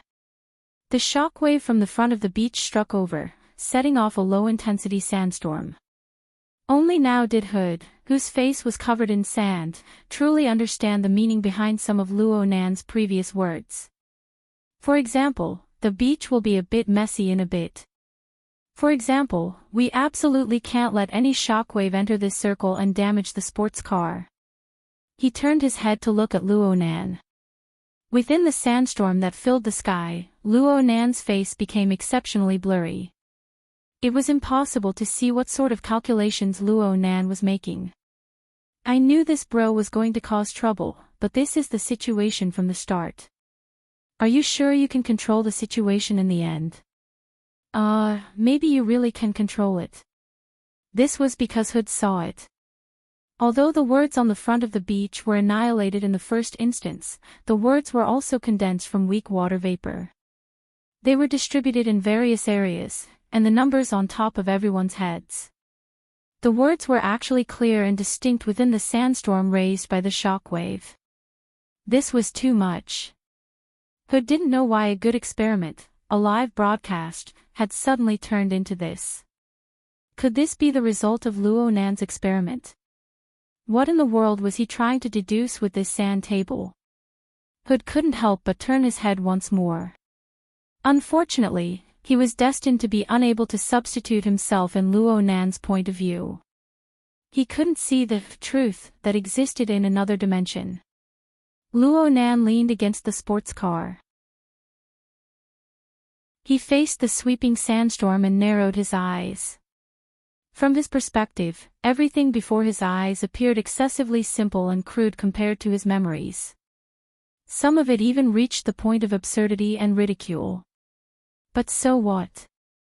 Countless specious configurations joined together, collided, tore, and shattered as they struggled to reconstruct and reappear. Gradually, the appearance of his memories was restored. Before his eyes was clearly the awe-inspiring pass of the base. It was the surging and raging flames. It was the slave army that swarmed and pounced.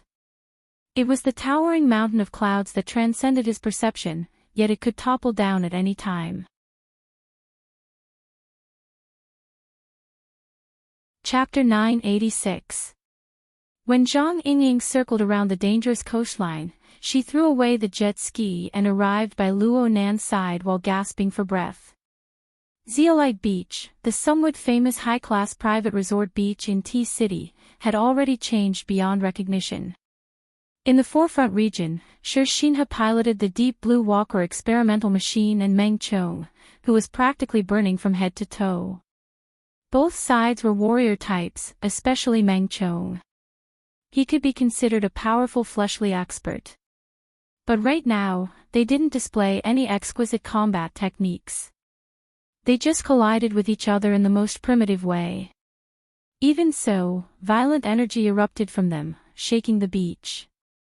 Sand and stones flew everywhere, blotting out the sky. And on Zhang Yingying's side, especially when she looked at the beach from Luo Nan's position, she couldn't help but have a similar feeling to a certain someone before. This was basically a chess sandbox, or a chess game. Everyone on the beach was like a chessboard. There was no subjective initiative. Luo Nan just set up the formation, and everyone occupied their positions. They tapped and moved, released a move, and calculated the ball. Luo Nan seemed to be pondering his next move. He didn't make any moves. Zhang Yingying didn't have time to think too much. She didn't come all the way here to watch the show. She had received a message from Her Majesty Empress Wu. She had come to deliver a message. The boss is afraid of disturbing you, so she told me to tell you.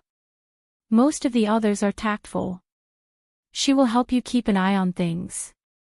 Take control of the situation yourself. Don't be too hasty. Don't let certain people lead the tempo. Certain people. Luo Nan had a general idea of the fluctuating threads of telepathy in the Abyss region, but he really didn't know the specifics. Well, some are fine, but some are restless. Halfway through her words, she stuck out her tongue. It was unknown if Her Majesty Empress Wu was warning her from afar, but she didn't continue speaking. But she couldn't hold it in for a few seconds. She still actively hinted. It's just a few of the diamond type. Diamond. Luo Nan understood quite well at first, but Zhang Yingying's words confused him. You're behind the times. Forget it.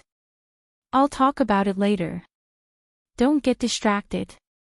Luo Nan didn't say anything. He just nodded slightly.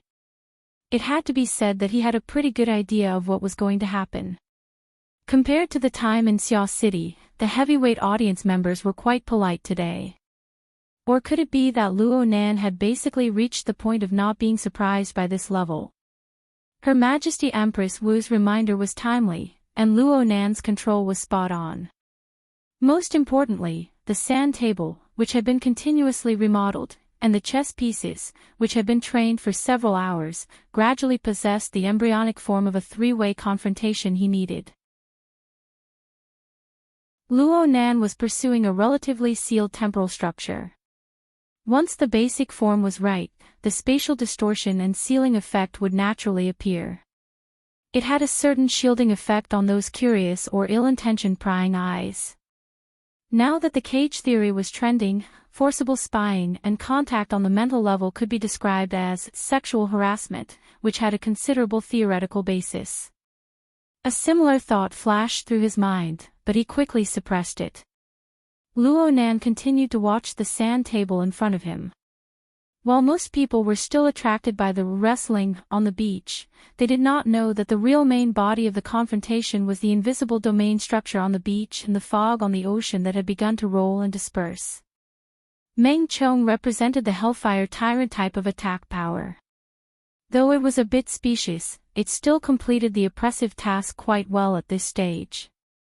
It was like a heavy hammer, smashing the originally loose domain structure into a deformed state. It was more tenacious than before. So much so that the people on the beach finally had a bit of the posture of the bloodshed land. Luo Nan took advantage of this and used the syncopator to glue them together. He used a portion of his fantasy mimicry configuration to make them more and more in line with the basic form of a relay station in his dream. As for the mica mother constructed by the sea fog on the outside, it was undoubtedly far inferior to the true body. It was this disparity that caused the collision between the two to produce a serious deviation from the appearance in Luo Nan's memories. But it didn't matter. Only by discovering the deviation could he begin to correct it. Luo Nan actually felt that the difficulty of his current work had dropped. From his perspective, the preparatory work before was like making proofs and building models. It was like the last big question on a math exam. If he knew it, he knew it. If he didn't know it, he didn't know it. Everything had to be created from nothing. Everything had to be logically complete. And now, he finally had a basic framework to refer to. He also had a few plausible answers to choose from. It was similar to a multiple-choice question. Of course, he could save quite a bit of brainpower. It didn't matter if he made a mistake for a moment. No one would deduct points. At worst, he could just start over if a piece collapsed. And this was a bit like the situation in the Mishti maze. Luo Nan was even more familiar with this sort of piecemeal puzzle work. With Luo Nan's current mobilization of computing power, his advancement speed was quite fast. He had a clearer understanding of the basic configuration and outline of the mica mother. Of course, it was impossible for him to achieve everything in one go. Luo Nan never had such extravagant hopes. He just wanted to solidify his foundation a bit more. He didn't want to do a complete simulation on a large scale. Instead, he wanted to make a true leap.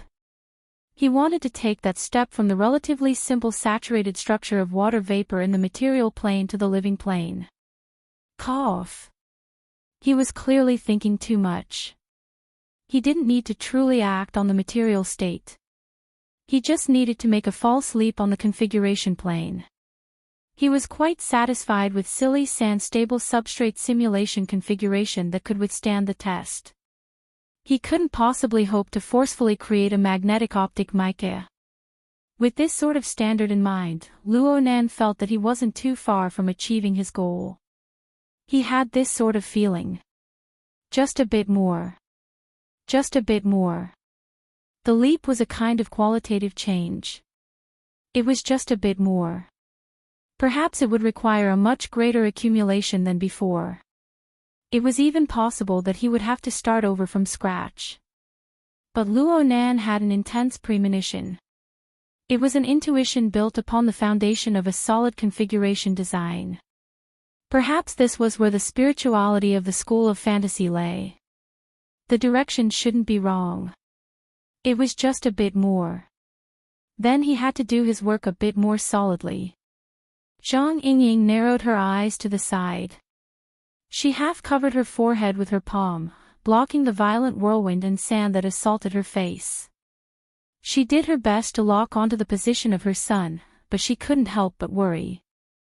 The only thing that made her feel at ease was that the chess pieces on the sand table, aside from the two at the very front, were all obediently staying in the background. They wouldn't step on silly sand at all. But she didn't know what would happen next. Zhang Yingying turned her head, wanting to ask a question, but she forcefully restrained herself for fear of causing a disturbance. The current Luo Nan felt like a focused conductor. He flicked his fingers and swung his arms in the air of nothingness. His movements weren't large, but he was very restrained and very calm. But he was much more invested than his previous attitude of watching with cold eyes. She couldn't see any corresponding changes on the sand table, but Zhang Yingying furrowed her brows and raised her head to look at the sky. The sky was overcast.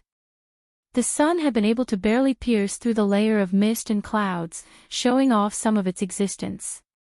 But after the whirlwind of sand and pebbles, the sun was completely hidden behind the layer of clouds. Actually, the boundaries of the cloud layer were nearly impossible to see. There was only a gloomy, leaden expanse. Zhang Yingying could still feel that the humidity of the atmosphere had clearly increased. The air pressure was dropping as well. This should be a process of continuous development. It was just that it had been suppressed by the momentum of the sweeping sandstorm earlier. It was only now that it was barely manifested. And these weren't the main points. Zhang Yingying discovered that the most crucial factor in this series of changes was thunder. She muttered. She wasn't too sure because the vibrations in the atmosphere were far too weak. Perhaps it was just a misconception. Oh, a misconception. F***ck. Zhang Yingying jumped in fright. She never thought that Luo Nan would be able to hear her muttering to herself at this time. Luo Nan chatted with her, "Don't get distracted. It's fine. I'm quite focused. Also, there are times when the atmosphere is very fragile." Ha!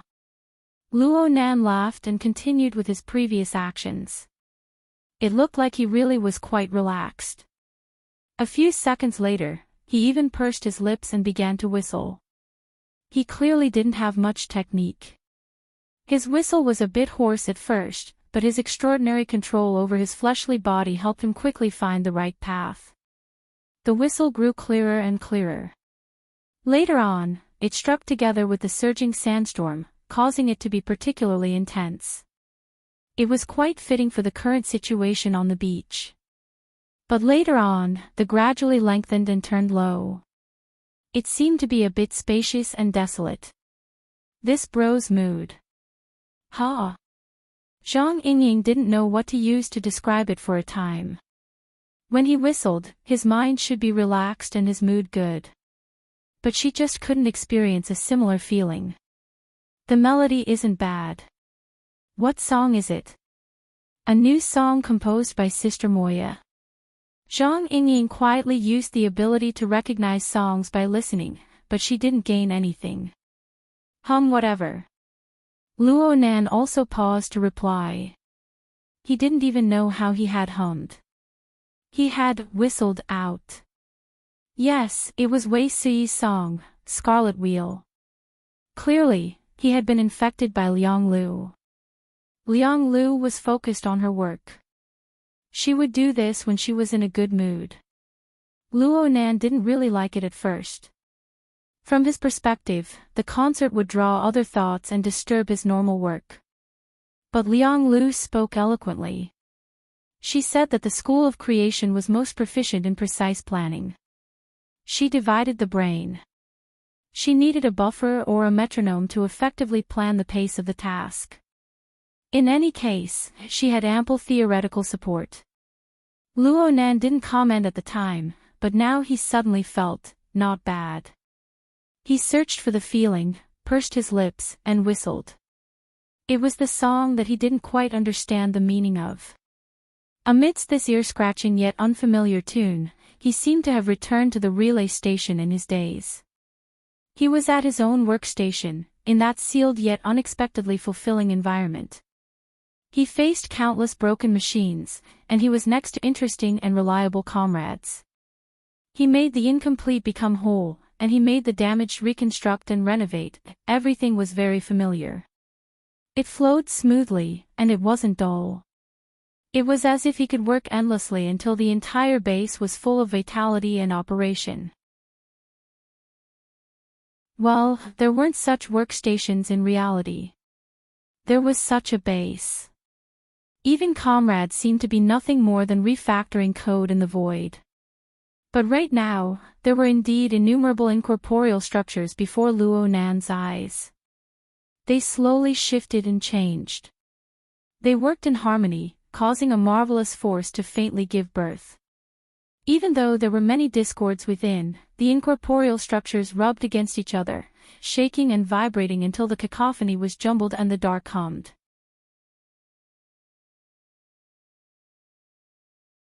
Chapter 987.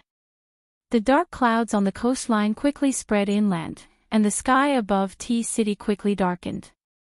Of course, this was meaningless in the room where the curtains were still closed.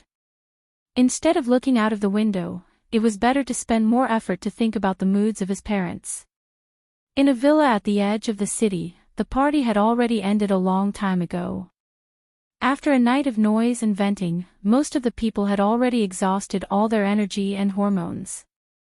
Those who needed to leave had already left, and those who were left were those who had overplayed themselves. They were sprawled on the sofa, the floor, the bathroom, the side of the pool, and some were even floating on the water surface. Their clothes were disheveled, and some had even been soaked in alcohol to the point of stupidity. They were sleeping like dead dogs. These were all people with good fortune. They only cared about playing and went to sleep after they were done playing. The host squandered a lot of money and found beautiful women and handsome men from all over T-City, ensuring that every guest who attended the party would have a heaven-like enjoyment. Even the special service staff who were hired could earn a lot of money that far exceeded the standard. This was a situation where everyone was happy. However, no matter what kind of group it was, there would always be a few unlucky people. For example, the beautiful dealer who was so sleepy that she was about to smash her head on the gambling table, and the masseuse who was also sleepy but still had to smile and work hard to massage the shoulders and legs of the guests. Perhaps this also included the two professional managers who were just there to make up for the occasion and had almost been stripped naked. They were even worse than the service staff around them. They drank too much, stayed up too late, were overly excited, and were overly afraid. Now, they didn't even know what cards they were playing. Fortunately, the two real big shots at the table were just casually playing with the atmosphere. Now, one of the big shots had already started to yawn in a half-serious and half-fake manner. At the moment, his image wasn't much better than the men and women who were playing with him. He had a cigarette in his mouth and was only wearing a pair of underpants. There was a red wine stain that had already dried up on his chest. The most eye-catching thing was on his forehead. Next to his eyebrows, there were a few thick and long parallel lines drawn horizontally across his forehead. It looked like the wrinkles on the forehead drawn by the worst artist. There was also a line of words at the top of the line. "I'm a blood demon. I'm a sand sculpture." As a dignified extraordinary blood demon, he had let a wolf into his house. Now, the female wolf opposite him seemed to be happy, but he had a favor to ask, so he was too embarrassed to ask her to stop. He could only roll his eyes and continue playing. Of course, he had to find some way to hint at it. There's no end to the seaside. It's fine if these researchers are used to stretching the battle line, but none of them know how to speak human language. It's as if they're afraid that they won't be able to intimidate others. Opposite him was a woman wearing typical nightclub makeup. It was so thick that it almost drowned out her own uniqueness. She was not much different from the other female attendants in the room. If one had to find something different, then this lady was probably the most well-dressed person in the villa. So far, she had only taken off her jacket, revealing a shirt that revealed her shoulders. His shoulder-length, slightly curly black hair swayed slightly on his fair, fleshy shoulders. At the same time, the hands of the unlucky masseuse were also slowly massaging this area. Her delicate and well-maintained hands rubbed against the snow-white, tight flesh. Overall, it was quite pleasing to the eye. The blood demon, however, was not in the mood to look at him. He glanced at the change in the man's expression and laughed. But this is good too. With this guy as a comparison, our business with visual impact will definitely make a lot of money.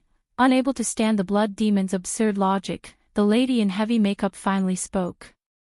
Because you came up with the idea of selling poker cards instead of a magazine. How much are you going to sell a deck of cards for? What do you mean by deputy? We're talking about cards. As I expected, you're still selling poker cards. You invited me to be the editor-in-chief of a magazine. Have I become the director of a printing factory? I'm the deputy editor-in-chief. The editor-in-chief can only be me. While smoking, the blood demon rubbed the two cards in his hands back and forth, as if he were showing off his bright future. We're just going to change the format, and the worthless, ragged magazine will be reborn in flames. Why? Because we're a match made in heaven. Thawed. The pen that was used to pay for the bet brushed past the blood demon's ear and pierced through the wall behind him. Because it was so fast, nobody else felt it at all. They only thought that the thing had been thrown to an invisible corner. What the F***ck? The blood demon instinctively wanted to curse, but when he saw the cold, disdainful glint under the thick eyeshadow of the other party, the latter part of his sentence was blurred.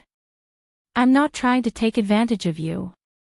I'm just saying that with your psychic abilities as an endorsement, my extraordinary style control, and a topical poker card ranking, this magazine will be an authoritative information release organization in the future. Its name will go down in history. You're in such a hurry to enter history. Are you tired of living? The lady in heavy makeup mocked. Her slender fingers moved nimbly, and the two cards that had already formed a black jack shuttled back and forth between her fingers. From the looks of it, you bought the Cards magazine because you're really prepared to go all out. I thought you just wanted to torture these two pitiful wretches. On the other side, the two professional managers who were also the former managers of the Cards magazine were about to collapse under the gambling table. They didn't even have the strength to smile. They were also people from the inner world, and they more or less had some reputation. However, after a night of tormenting by the side of two extraordinaries, both their bodies and minds had been worn out. At this time, the blood demon looked over with a smile. Frankly speaking, we did have some similar considerations. Do you know why, former chief editor? The former chief editor answered absent-mindedly, we've already switched to hearts. 10 hearts. The blood demon very seriously corrected the details. I won't talk about the problem of you placing me in the diamonds suit, but why did you exclude me from the character card series after switching to hearts? And it was behind Marlon. Are you expressing your dissatisfaction? There are 80 to 90 extraordinaries in the world, and you only chose half of them. That's already bold enough. You arranged seats for everyone and made it even fatter. In the end, you even expressed such obvious discrimination in the seating arrangement. Do you have a severe fatty liver? If it weren't for me, Lord Blood Demon, disregarding my reputation and coming out to turn the tide, to what extent were you prepared to magnify this directional error? This wasn't the first time the two, former editor-in-chief, had heard the exact same words. This time, the former editor-in-chief finally rolled his eyes and fell backward. In a show of loyalty, he knocked down his old partner. The two of them fell off the gambling table and fell unconscious. The lady in heavy makeup continued to skillfully switch the cards, turning a blind eye to the situation. Marlon was able to enter the character card series because of his status as the first vice president. This blessing. As for you, where did you get the courage to place yourself in the top 16 of the extraordinaries? This is just a gossip magazine. Isn't it good to be a topic of conversation? The blood demon, on the other hand, was in the right. It's fine if the spade suit didn't choose me, but they threw a law-abiding citizen like me into the diamond with people like Apollon, Nick, and Corny. Shouldn't they give me an explanation? Oh, that's right. There's also Poseidon, a mutant. The lady in heavy makeup looked at him seriously and reminded him, I'm the 2 of diamonds. 2 is a good position. A newcomer with potential, a god in every version. He can soar into the sky at any time. It doesn't matter which suit he is. Just like the 4 aces, aren't they exclusive to the 4 leaders of the 3 churches? The blood demon blinked in reply. Of course, if you really mind, that's even better. We'll immediately form an Avengers alliance and take this shitty magazine. Sorry, I don't step on shit. It's just a description. This is a career. A great career that reshuffles the cards in the world. Think about it. You're a deputy editor and have the right to decide the suit and number of the cards. Don't you want to change the position of some people? The blood demon hid the cards in his hand completely and winked at the other side. Think about it. You definitely have your own ideas. That's true.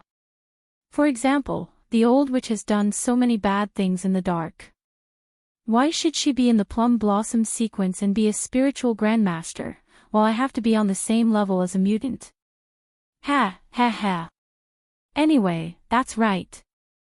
Mr. Blood Demon, who was obviously at a disadvantage in the game, used his loud voice as a cover to wipe the bottom of the thigh of the beautiful dealer beside him. When the latter let out a rather slow and muffled groan, he pulled his hand back and blew at the corner of his mouth. We're going to turn the world upside down. We're going to win. The two thin cards were thrown down with a loud bang. On the green velvet gambling table, the open and hidden cards that had already been distributed, and even the old and new cards that had already been stacked, all of them trembled, and it was as if they were fried and flipped over, the kind that flipped over. Oh my, I've used too much force. But it's this force that gives me the ability to turn stone into gold, ha ha ha ha. In his insincere reaction, the surreal scene that Blood Demon single-handedly created caused the female dealer by the gambling table to be dumbfounded, and she began to doubt her life. It also scared the masseuse on the other side. As she cried out in surprise, she withdrew her hand and retreated, but the lady with thick makeup in front of her pressed down on the back of her hand and placed it on her shoulder. The masseuse's right hand was grabbed, and she quickly reacted to the situation. I'm sorry, Madame Mora. As she spoke, she tried to withdraw her hand, but Madame Mora, who was in front of her, pressed down on her hand with surprising strength. She even had the extra strength to use her thumb to gently caress the back of her hand. The masseuse was a little surprised, but she could be considered to be experienced and knowledgeable. She immediately made the most professional choice. As if nothing had happened, she even put back her left hand that she had already withdrawn and continued with her previous work. As for what would happen to the nature of her work after this, it was not something that she could control. Generally speaking, she did not reject having sex with the female clients she served, as long as the money was sufficient. For a client like Madame Mora, who was not bad-looking and whose skin was so good that it was against the rules, it was practically an extra privilege in the workplace. Even though everything before his eyes was a little magical. Why, only a little.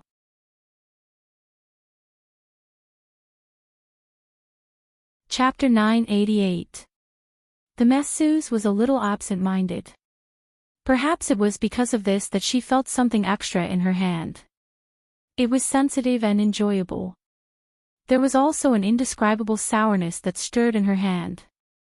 Right at this moment, Madame Mora's voice traveled into her ears again. Our physiques are very similar. We are both of medium height, but our bodies are fit. Lipstick is the same color, and perfume is similar. Perhaps we have the same hobby. Do you like to work out? Madame Mora casually played with the cards in her hand and threw them back onto the gambling table. She looked like she could not be bothered to communicate with the owner, who had no gambling ethics, but her interest in the latter part of the game increased. With the magical scene in front of her, the masseuse could not help but feel a little nervous. Working out. Ah, yes. How many times do you do your maintenance every week? 2 times. Your makeup is not bad. Which type of sunscreen do you use? Foundation. Hair removal fluid. Bra. The series of questions completely confused the masseuse. The question that could have been easily answered had now become a stumbling block. At the end of the day, these were all female instincts. In the end, she still managed to finish answering. Madame Mora nodded. You're really diligent. Unfortunately, other than deceiving yourself, there is no other effect. The masseuse was speechless. Blood Demon cackled at the gambling table. You're doing this again. I'm just stating the facts. Clear lines, big pores, lots of color spots, a lot of oil, oh, and body hair and body odor. Sorry, I'm just that sensitive. Especially since you look a little like a middle-aged woman I know. Mora's thumb rubbed the back of the masseuse's hand all the way to her wrist before she let go. In the end, she even shook her hand and shrugged, making the exposed areas of her body more dynamic and lively. She also made a perfect counterexample. Are you envious? Clean, cool, soft, and flawless. Are you jealous? Once you lose your youth, you can never get it back. Before you have the time to fill your heart, all the actions you take after that will only be meaningless struggles and despair. You will never be able to achieve the goal that you're envious of and jealous of. You can't even hope for her to sink to your level. In this case, it's right to be jealous. Rich psychological activities are the highest level of your body and mind. Of course, it will never satisfy you. It will only become a joke to others, such as me. The masseuse stood there dumbfounded, momentarily forgetting to be angry. She had no idea what to do next. The blood demon rolled his eyes. What are you talking about? He's been through a lot. Even though he's no match for you in every aspect, he might be mentally stronger than you. If I had known that you were still so vile, I would have found an ability user for you. It would be best if it was a physical one. Oh. Didn't you say it before? Mortals are unsightly, awakened ones are starting to improve, architects are barely decent, and extraordinaries are only cute. The problem is that my business here has just started, so I can't get Wu Jiong to massage your shoulders, right?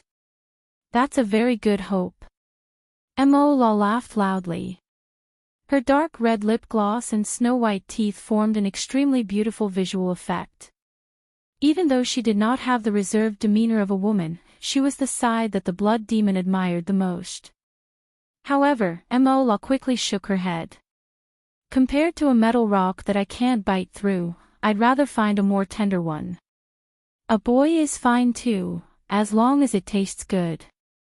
Hee hee, you must have been dumped by a martial monarch, and you just haven't found the cooking method yet. So you've taken a fancy to the most tender extraordinaries? Not so long ago, you were the synonym for tender. Tender? You're talking about Luonan. Mo La extended her hand and waved at the blood demon. The blood demon understood and flicked a cigarette over. Originally, it should have been the masseuse's turn to display her value, but the latter was completely lifeless. She had no reaction at all. Mo La didn't mind. She held the cigarette in her mouth, and the tip of the cigarette automatically lit up without any movement. This is a new dish that's still endlessly adding ingredients to the pot. The recipe looks pretty good, they're clearly playing chess, okay. No matter how much they tried to downplay the matter on Zeolite Beach, in reality, they would pay attention to it. The only difference was the depth of the matter. Let's not talk about other things, but the method of stimulating the blood flame order is really quite interesting. The pattern is novel, and the posture is beautiful. The blood demon wanted to have a good discussion with Mo La. Why don't you give him a segment or something? Speaking of which, he's also a psychic. Wouldn't it be easier for you to make a judgment? After all, the newest edition of the poker game, the magazine, was about to be released into the market. How to position the rising star that came out of nowhere would determine the authority of the ranking to a large extent. Even if he was playing, authority was necessary. He forcefully bought the magazine for fun, not to act like a clown. Mo La puffed out a cloud of smoke. I said he's a noob, but you insisted on playing chess. Fine, he can also be considered a chef, an interesting chef. Just thinking about it makes one want to eat him, but not now. Yep, there's one more thing that needs to be emphasized. Not all extraordinaries are cute and easy to eat. Some people are destined to be the representatives of decay and ugliness, as well as the piggy banks of jealousy and hatred. Stop, stop, stop. The blood demon hurriedly called for a halt. Words and deeds are bound to be marked. I know that you and the damned witch are absolutely irreconcilable, but can you not cause trouble for me? I'm a person with property now, and I can't afford to be tormented, especially by two psychics. She's far away in Bu City, but her disciple is in T City. You can go and torment him to vent your anger. The Star Witch is also in T City. That's quite filial. Also, I didn't say it was her. You said it. Mo took a deep breath, and the cigarette in his hand burned to the bottom. He then puffed it out, and the smoke was like an arrow, hitting the blood demon's face. He then stood up. Unfortunately, I'm just passing by and can't stay for long. I'm leaving. The blood demon did not mind, but he found it strange. It's rare for T City to be so lively. Since you're here, why aren't you joining in? I'm visiting my relatives, and I'm eager to go home. You're a cursed loner, what relatives do you have? It can't be a blood connection. That's very much like a psychic. Sorry, I won't answer your personal questions. Mo did not continue chatting. She took her jacket and kissed the masseuse's cheek. She then strode out of the room. Behind the door, she suddenly turned around and smiled. She pointed her finger at her lips and blew another kiss at the masseuse. Bye-bye, Granny. I hope there's another person who hates me in this world. After she finished speaking, her figure flashed and disappeared in the blink of an eye. F***ck. The blood demon finally came back to his senses. He jumped up and wanted to run, but he was still too late. The restraints that Imola had placed on the masseuse previously broke silently due to the time limit and the strength of the restraints, and the last of the spirit waves spread out. The sinister thoughts that came from an unknown and distant region were like mushrooms that grew rapidly on rotten roots after rain. They quickly appeared on the masseuse's body and moved her eyeballs slightly in their sockets. She looked over coldly. Damn it! The blood demon cursed in his heart, but he quickly controlled his expression. He smiled widely at the masseuse, who had become a temporary parasite. Granny Wu, why are you so free to come over? Brother Star Sorcerer, it must be tiring to be your signal tower every day. The masseuse stared at him and opened her mouth, but no sound came out. In reality, she had said, it was just that her spirit and body were not in harmony. Her thoughts and body were not synchronized. The blood demon did not find it strange. Even if this damned witch was the strongest shaman in the world, it was too difficult for her to break through the restrictions set up by an extraordinary shaman and control an unfamiliar body from such a long distance away. She had to go through 2 transmissions and break through the restrictions set up by an extraordinary shaman. The Death Witch, who was also the Granny Wu in his mouth and the Damned Witch in his heart, had never been a patient person. After another second, the masseuse's heavily made-up face suddenly had a strange expression. The corners of her lips curled into a faint smile. Then, it distorted, dislocated, and cracked. The beautiful dealer on the other side happened to see this scene. She wanted to scream, but she could only let air fill her throat. Her entire body convulsed. The moment before her entire face shattered, a voice finally came out. I'm the chief editor. All right. It's like adding wings to a tiger. The blood demon quickly came to a consensus with this person. As for whether this person was purely competing with Mora or had a deeper plan in mind, he did not have the time to care about what kind of trouble this overly luxurious editing department would cause in the future. The conversation ended, and the masseuse ended her mission. The result of being dominated by supernatural powers was that his entire face and even the skin, flesh, and bones above his chest were abruptly torn apart. He was like a rotten watermelon that had been slashed by the wind saber technique. His body fluids gushed out, and he fell on the table. The beautiful dealer's scream finally broke through her throat. She staggered backward, but her 12-centimeter high heels could not support her trembling body. She fell to the ground on her, but after taking 2 steps, her scream was also dispelled. She could only use her hands and feet to retreat with all her might. She wanted to widen the distance between her and this terrifying scene and the terrifying person. The blood demon did not even bother to bat an eyelid. He only extended his hand and wiped his bare chest. As expected, there was some blood on it. He sighed, licked his lips, and tasted it. It's sour. He spat out a mouthful of saliva, extended his leg, and kicked the unconscious former chief editor who was splashed with blood. Hey, wake up. My chief editor's office is going to be changed into the president's office. It's urgent. When this moaning person came back to his senses, the blood demon turned around and looked at the messy gambling table. All right, the number of people who hate you doesn't increase, and the business isn't losing money or earning money. I'll just treat it as having some fun. Mora, who was far away, probably could not hear him. The blood demon was just saying it casually. He sighed again and turned to look at the beautiful dealer who had already broken down. He put on a very honest smile. Don't be afraid. I'm not as serious as Mora. I don't mind meat or vegetables. Since it's already like this, why don't we just let loose and have some fun?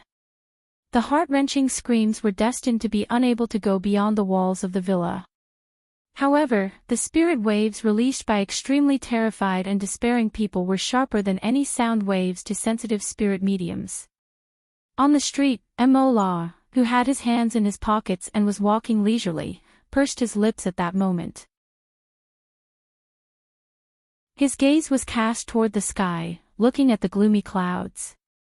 He was also trying to capture the dark region that vaguely existed at a deeper level, as well as the buzzing noises that seemed like an illusion.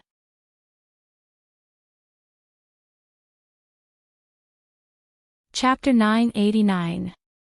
Luonan had never been out to sea in his entire life. This was an obvious lie, but it was his first time riding a boat into the sea in the manner of a normal person. He had personally experienced the scene of fighting against the raging waves and stormy waves. Yes, he didn't enjoy the leisurely nighttime fishing life that Zhang Yingying had announced. Instead, he encountered the sudden gale and giant waves of the southern Pacific Ocean. Perhaps it was because it wasn't completely night yet. In the boundless sea, the stability of a boat's hull was proportional to its volume when encountering wind and waves. If it was a luxurious giant ship like the Jade Light, the normal level 7 or 8 winds and 7 or 8 meter waves would be easily crushed through. But right now, Luonan was riding a semi-leisure yacht. Even though it was a large one, this expensive toy appeared slender. Its body length was nearly 100 meters, and the deck height was no more than 15 meters. It undulated between the waves, as if it wanted to drill directly into the sea. Even though it was a yacht, there was no comfort to speak of under such weather and sea conditions. If safety ropes weren't fastened, one would have to play human bowling in the cabin. Especially since it was sailing at a speed of 40 knots under the gale and giant waves. It was simply flying from one wave to another, maintaining a fragile balance amidst the intense turbulence. Luonan just happened to be at the bow of the boat, at the forefront of the wrestling between the hull and the giant waves. His arms were propped up on the deck railing. He was like a tourist enjoying the seascape, allowing the tons of seawater to sweep over him. This scene was a bit artificial, but he was just a body of water vapor here. It wouldn't be a problem for him to completely scatter the water. In comparison, Zhang Yingying was the real iron-headed doll. She settled down the incubator of her own son, making sure that it wouldn't be damaged by the ups and downs. Then she impatiently rushed to the bow of the boat, letting the seawater drench her body. She laughed loudly as she staggered, enjoying the thrill of madness to her heart's content. Due to the suppression of the roaring sea wind and giant waves, all of her words had to be shouted. It feels great. Boss personally steers the helm. It feels great. Luo Nan had to admit that Her Majesty Empress Wu really knew how to give people pleasant surprises. She said to leave by sea, and it was arranged. Moreover, he had condescended to personally take charge of a recreational yacht. He really didn't look like his usual quiet and serene self. Luo Nan began to believe it. Perhaps Her Majesty Empress Wu really was an explorer. There was a crazy factor in her bones. However, what are you doing here? Tons of seawater swept onto the deck, and apart from the shocking impact, there was also a low and hoarse sound, which made people wonder if the strength of the structure was really suitable for the current environment. Steel was already like this, let alone humans. Luo Nan was a bit worried about Zhang Yingying's safety. Are you going to be a concubine in the Dragon Palace? You don't understand. To me, this kind of weather is my fate. My white rainbow was enlightened at this kind of time. As he spoke, there was a hissing sound in the atmosphere full of water vapor. An oncoming wave actually split in the middle, forcibly separating. As the saying goes, drawing a knife to cut the water. Luo Nan laughed dryly and clapped to liven things up for Miss Zhang. However, this was the first time Luo Nan had heard of the details of Zhang Yingying's ability awakening. It was a bit of a legend, but it was very reasonable. After all, no one was an innate ability user. Her ability awakened under extreme circumstances, and the unique aura of White Rainbow was very much in line with the logic of human thought. No wonder you always go to the seaside when you're cultivating behind closed doors in Xiao City. Yeah. The feeling I get from diving in the sea and striking the waves is very wonderful. I need to get excited at times like this. Luo Nan continued to laugh dryly and continued to clap weakly. Zhang Yingying narrowed her eyes. Speaking of which, something's on your mind. I'm not. Hee, then who are you showing that stinky face to? You can't even hide it from silly sand. I can confirm that it's currently insensitive to human emotions. I'm going to chop you up again. Believe it or not. The experiment won't go smoothly. That can't be right. I see that you can't wait to end the experiment. Everyone is stupefied by you. It's like they stole a chicken. Is it that obvious?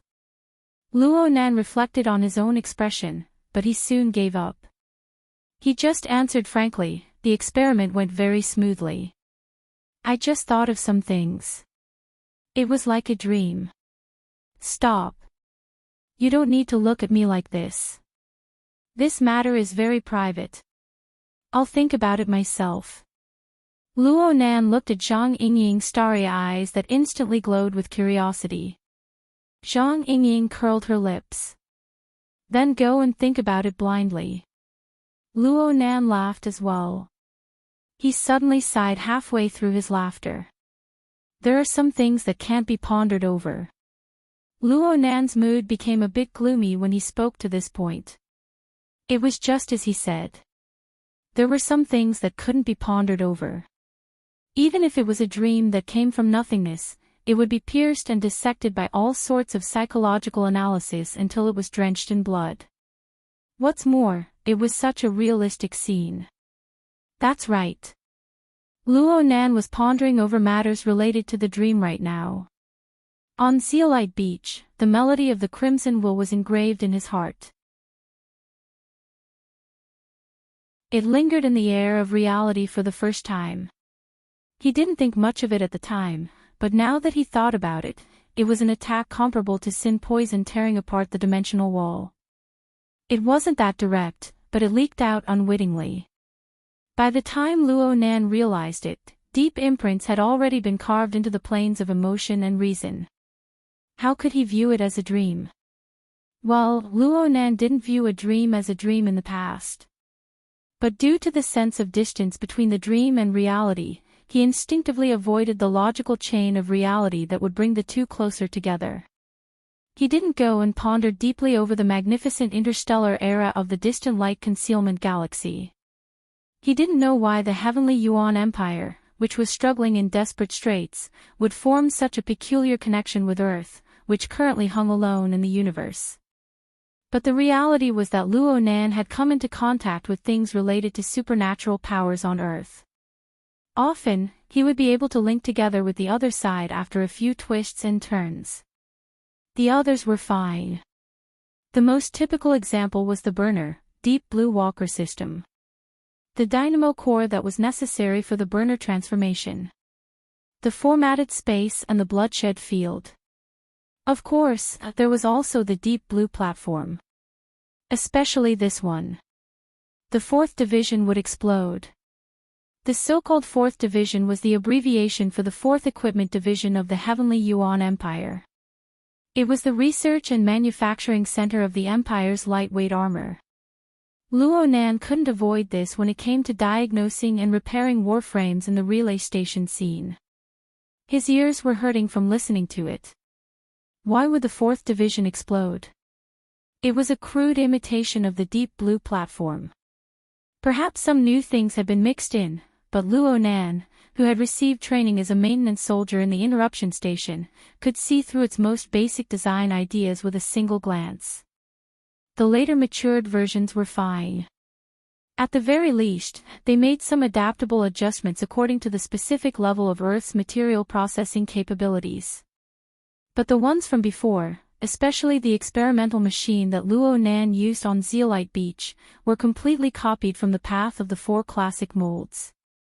The original classic design appeared full of flaws due to the lack of energy, materials, artificial intelligence, and the jade crystal array. These weren't the main points. The deep information hidden behind these superficial phenomena was what Luo Nan couldn't help but ponder and guess at: the Deep Blue Walker and its transplant.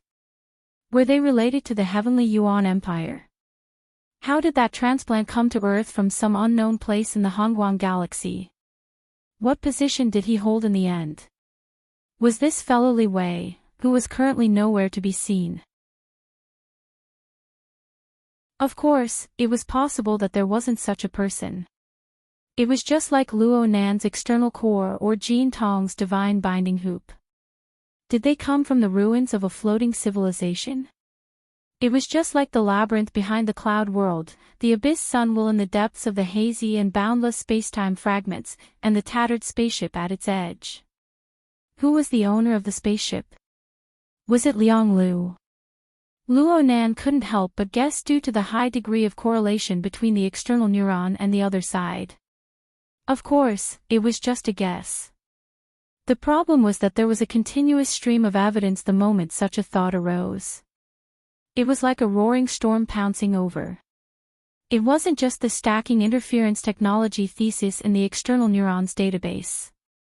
After all, the thesis in the database could come from any channel. Even Zhang He's thesis was preserved there. But let's not talk about the thesis. Let's talk about the real thing: the invisible muslin, which was highly compatible with the thesis, was inevitably scarce no matter what era or civilization it was. It was an advanced artifact that Liang Lu had already confirmed to be extremely difficult to replicate. Why did it also fall to Earth, and why was it torn into two halves?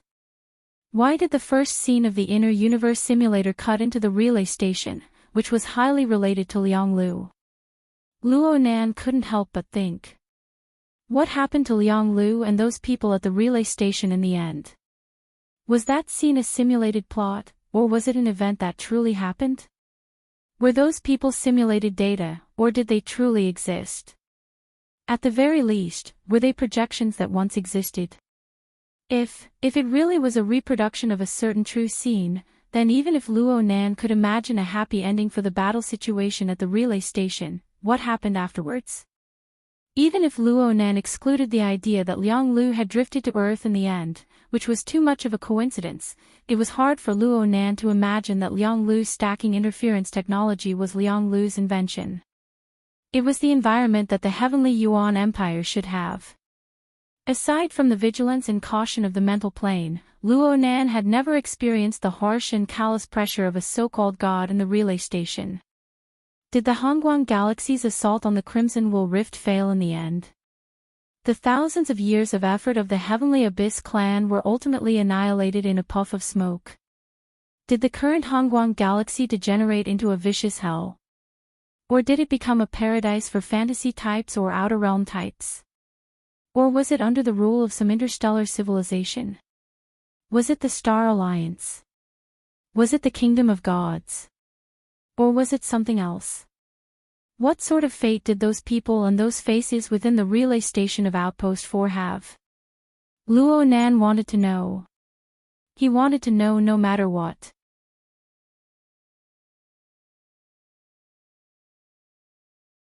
Chapter 990. Whether it was because of illusory emotions or because of intrinsic curiosity, Luo Nan had a drive to seek answers. And as his thoughts continued to penetrate deeper and deeper, this driving force continued to accelerate and expand. Luo Nan had tried to seek answers from the inner universe simulator, but it was to no avail. Instead, the more he dug, the greater the expanse of emptiness appeared before his eyes. There was no way to fill in the blanks. There were all sorts of details that revealed vague trends. Just thinking about it made his heart clench into a ball. For the time being, Luo Nan didn't know what he should do or what he could do. Perhaps he would overexert himself and turn into an idiot who chased after an illusory dreamland. However, Luo Nan also believed that as long as he followed his current rhythm on this path without stopping for even a moment, there would be a day sooner or later. Perhaps in the near future, he would touch the edge of that illusory dreamland. He would touch the traces left behind in reality. Whether it was the current Deep Blue Walker or the phantom hidden behind Deep Blue's Apocalypse Laboratory, perhaps there were other things hidden even deeper. Luo Nan possessed a high degree of sensitivity towards these things. He just needed to wait for an opportunity to make contact. In fact, just like the theory of superconfiguration described, as long as one's existence increased, under the effects of superconnection and superinterference, on the fantasy level, the external environment and even the entire world would be distorted into what one wanted. Alright, he was thinking a bit too much. Right now, no matter how much Luo Nan thought about it, it was impossible for him to make the truth of the universe rotate according to his will. At most, he could make the wind and waves that assaulted his face a bit larger. Zhang Yingying really knew how to give people space. She didn't pester Luo Nan to get to the bottom of things. She just let Luo Nan think blindly. She just stayed by his side and enjoyed the blessing of her life's giant waves. She chopped 17 or 18 times in a row. Some waves were successfully chopped, while others were not strong enough. She was drenched from head to toe. She only stopped when she saw Luo Nan's attention return to reality. Today's waves are a bit big. Boa said that it's not just because of the weather. Yeah, this. Luo Nan calmed his mind and was just about to continue chatting with Zhang Yingying when another person walked up to the front deck against the wind and waves. The person spoke in a deep voice, "Sir, the mutants in the sea are a bit restless. Their emotions are quite obvious." It was Meng Chong. Compared to Zhang Yingying, who was swaying left and right, this person was much more stable. There was a layer of dim red light on his body, like a flame that was about to be extinguished. It seemed like it could be destroyed by the wind and waves at any time, but it could always be maintained and never extinguished. This was the residual effect of being a chess piece on the zeolite beach. There were still some problems with the chi activity of the mush-mouth ape. After leaving, he could not quickly resolve the extreme power impact of the Blood Soul Temple in the Abyss area. He needed a long time to adjust and adapt. From his perspective, slowly cultivating was one way. But if he followed Luo Nan, he would be able to make adjustments in a timely manner. His efficiency would be higher. Therefore, he used the excuse of running errands for his mister to directly follow Luo Nan onto the ship. Luo Nan didn't care, and Her Majesty Empress Wu, the master of the house, didn't refuse. Compared to Zhang Yingying, Meng Chong was more experienced. He did not talk much, but but he always hit the nail on the head. This could be the precursor to the formation of a small, tide rush, and we just happened to be there. But it could also be a simple chain reaction caused by a certain species. Regardless of the year or month, the ocean had never been safe. After the era of distortion, it became even more severe. The beginnings of distortion came from the ocean. This was basically a public opinion. This had always been the most active domain of the mutant species. Powerful aberrations could be found everywhere. Some traveled around the world with ocean currents, searching for food all over the globe. Some formed gigantic undersea nests and dominated an area. Occasionally, there would even be traces of extraordinary-level creatures. Actually, Luo Nan didn't need Zhang Yingying and Meng Chong to remind him. He knew that there were many wild, chaotic, and irascible auras surrounding their flying yacht on the surface of the ocean. They followed their powerful instincts, moving stealthily beneath the roaring and surging waves, waiting for an opportunity to move. Some began to follow the yacht not long after it set out to sea. As the winds and waves gradually rose, not only did the number not decrease, but it rapidly increased. Luo Nan liked this a lot. Yes, that's right. He liked it a lot. This was because these violent yet powerful life forms followed and gathered above the violent winds and huge waves. Within the boundless black clouds, the clamorous noise that was suppressed by the terrible weather environment grew clearer and clearer. On a plane that other people were unable to sense, millions upon millions of control lines were dropping down from the cloud layer. Their target was no longer just the semi-dormant dumb sand. Instead, they were directly cast into the ocean. They churned within the seawater and stuck together with the violent mutant life forms. The millions upon millions of lines would occasionally collapse, occasionally increase and decrease. They were unstable. And every change occurred in units of tens of thousands, and the frequency of changes had already been compressed to the millisecond level. It was impossible for anyone's brain to fully monitor and calculate such a complex and chaotic situation. Not even Luo Nan could do it, but he had the massive cloud organism brain array, incomplete, to help with the processing. All sorts of structural data could be stored remotely into the external neuron and then retrieved and analyzed. Wasn't this the purpose of the built-in simulator function? Even though the Immerse simulator had been affected by the overload simulation last time and was currently in the repair phase, its basic analysis and calculation functions were still reliable. Why didn't Luo Nan take the more efficient airship? Why did he strongly request to come to the ocean?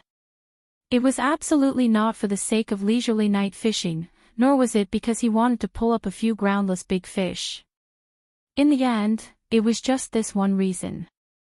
Luo Nan's initial experiment on Zeolite Beach had ended, but his true experiment had just begun. How was this even possible? This is just a small problem. Zhang Yingying confirmed that Luo Nan's mood was only temporarily depressed. She no longer cared about what thoughts were swirling in his mind. From her perspective, this was the time to properly enjoy the unique experience of the ocean. As for the so-called mutant population that followed the yacht, Her Majesty Empress Wu was on the ship to suppress it. There were also Luo Nan, Meng Chong, and other strong people. What was there to be afraid of? Come. Let's take a picture. Zhang Yingying used the floating camera that had played an important role not too long ago to take a picture of herself and Luo Nan. Yes, she also gave half of Meng Chong's face. Then she sent it to the group. Thinking about it wasn't enough, so she posted it on social media as well. She labeled it as Tide Maker. The effects of Luo Nan's live broadcast class were still in the ascendant. The shockwaves were still spreading through all kinds of media. It couldn't be said to have swept the entire world, but it was rapidly permeating through various domains related to the inner world. As one of the most important live streamers, Zhang Yingying's account update just happened to catch up to the crest of the wave. It immediately caused a large amount of reposts, and a group of people lamented in the comments section, why did it suddenly end? The warm-up took so long, and the climax was so short. You need to be careful at such a young age. Come in with a stupefied expression.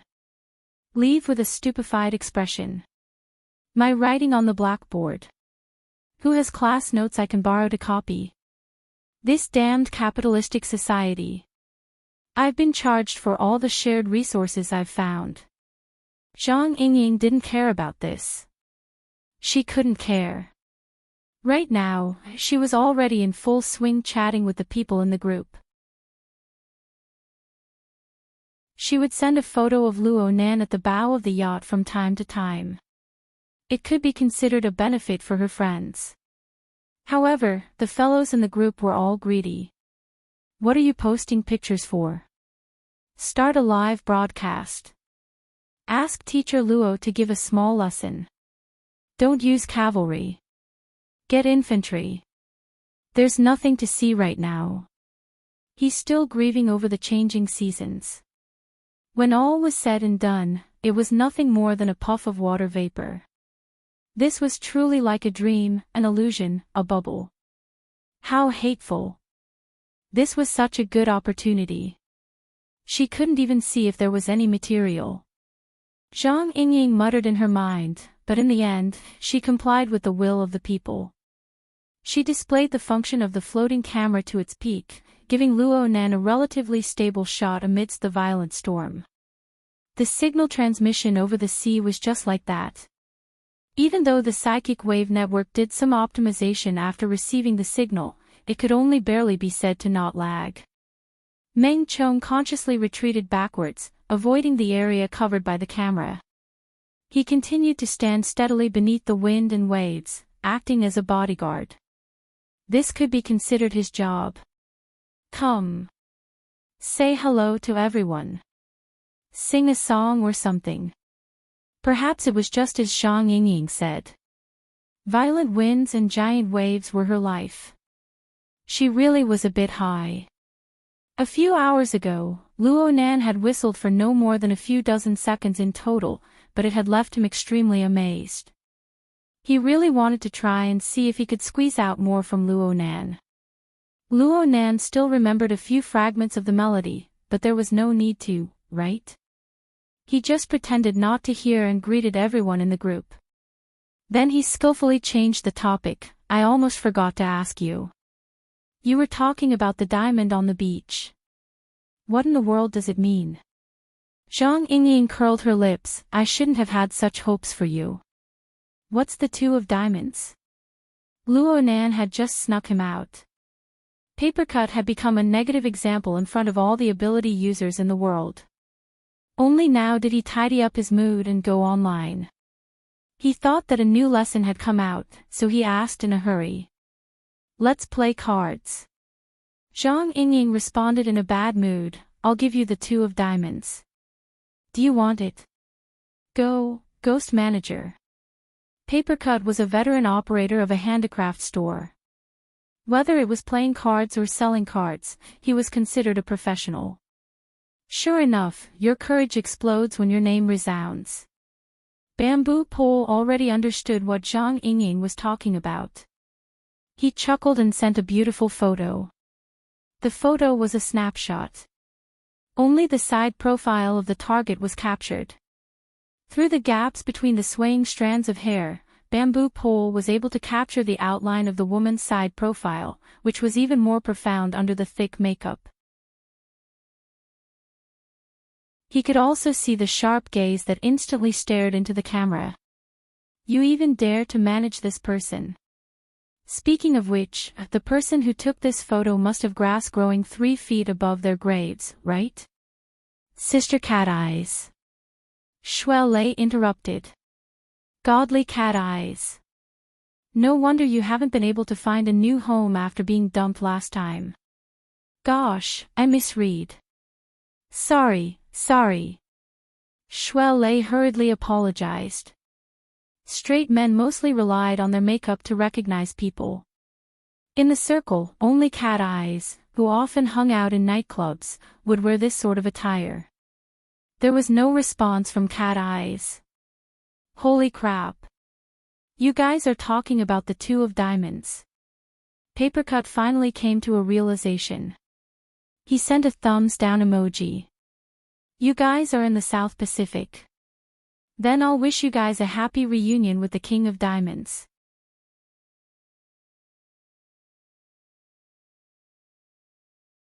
Chapter 991. K of Diamonds. Zhang Yingying didn't care. Hee, boss is here.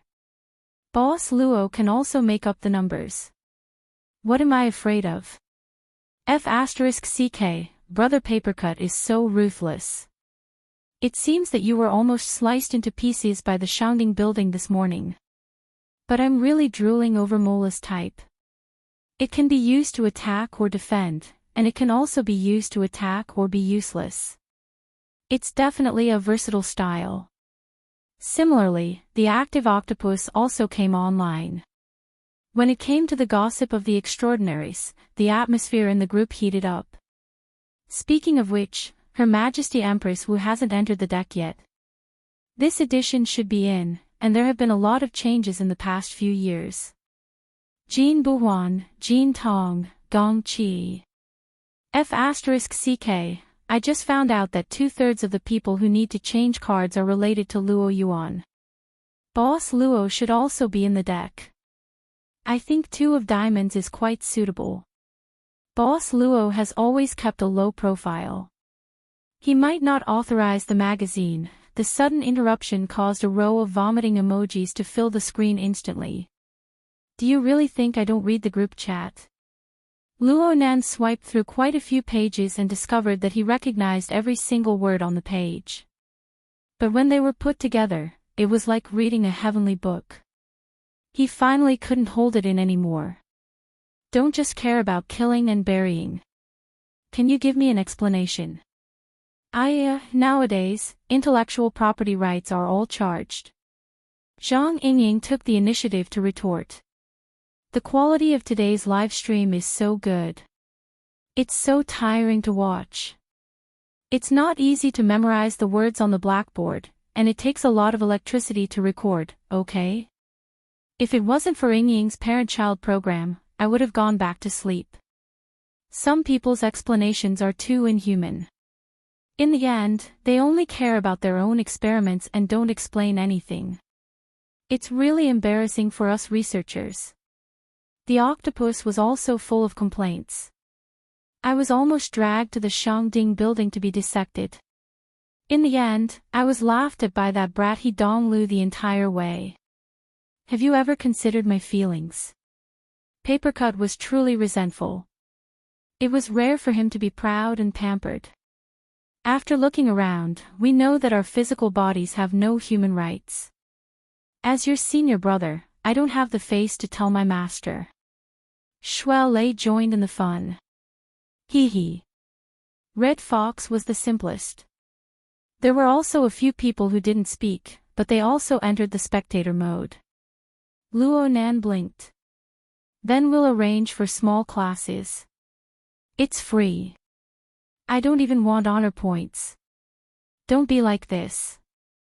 Honor points are definitely needed. It would be better to give everyone a share later. Zhang Yingying made the decision on Luo Nan's behalf. Luo Nan was very surprised.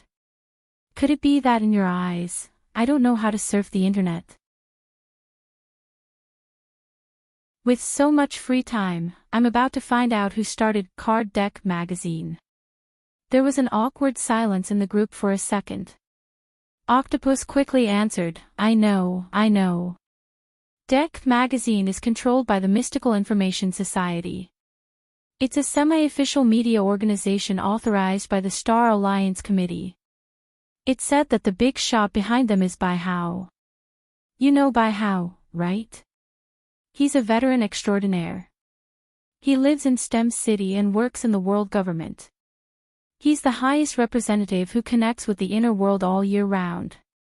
When you guys arrived at D City, didn't you pay your respects to the mountain head? That's old news. After Bai Hao retired 2 years ago, he didn't seem to care much about things on the surface. That's why the Deck magazine has always wanted to launch a supplementary deck, but it's difficult to produce it. Out of the 80 to 90 extraordinaries, only 52 of them were recorded. They even keep talking about the authorization. In fact, it's hard to say if there will be a next issue. I say, don't you guys read the economic news?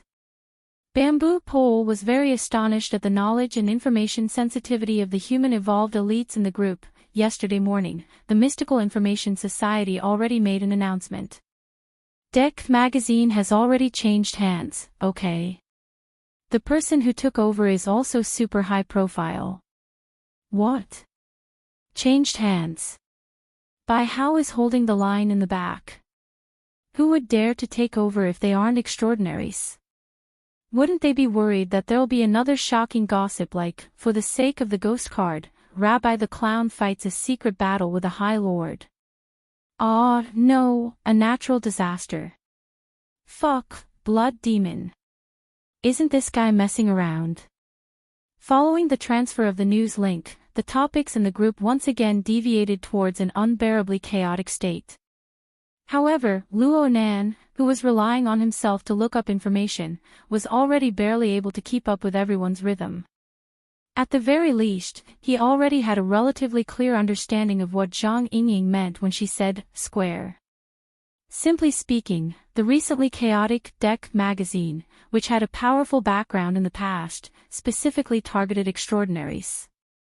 It made a rather public, BA, ranking in the form of playing cards. They made it seem like they were wanted criminals. The above was Luo Nan's ridicule. The Deck magazine's ranking logic was as follows: there were 54 cards in a deck. The big and small ghost cards weren't used. They were left empty to show that the most powerful were undecided. The remaining 52 cards were divided into 4 suits. Each suit represented a type of extraordinary powerhouse. Among them, spades represented powerful and balanced. They believed that this type of extraordinaries didn't have any obvious weaknesses. They were strong enough to ignore weaknesses. They were considered the most powerful type. Hearts represented the pinnacle of flesh and blood. They chose people with powerful fleshly bodies. Plum represented the profundity of the spirit. They chose extraordinaries of the spirit side. Diamonds represented extremely troublesome. They chose the world's most famous troublemakers. They were extraordinary class ticking time bombs. There were also some small rules within this. For example, the 4 aces were just enough for the 4 leaders of the 3 great orders to divide them up. There was no need for further classification and ranking. The 4 number 2 cards were chosen from new extraordinaries. They showed that their potential was limitless. They could be the smallest cards, but they could also be the biggest cards aside from the ghost cards. They showed the rules of a generation, the will of a generation of gods. Also, it was generally believed that the 4 suits of J, Q, K, and A represented the strongest 16 people in the world, including mutants. This was because there was a mutant that was an exception. It was Poseidon, who was active in various regions of the world's oceans. He was the most powerful mutant in legend. He occupied the King of Diamonds. This was the blessing sent by Papercut. The Ace of Diamonds was true god Qian-ju of the Amaterasu order. Not to mention whether or not this was a coincidence, this position was very much in line with Luo Nan's heart. The focus of the discussion in the group right now was the Blood Demon, who was especially active on the internet and loved to cause trouble, had suddenly taken down this extremely controversial media magazine. He was definitely up to something. The key was what he was up to, and how he was going to do it. It didn't take long for the latest Deck magazine to be released. Powerful people like Her Majesty Empress Wu, who had just become extraordinaries in the second half of last year, would definitely be on the list as long as she didn't explicitly oppose it.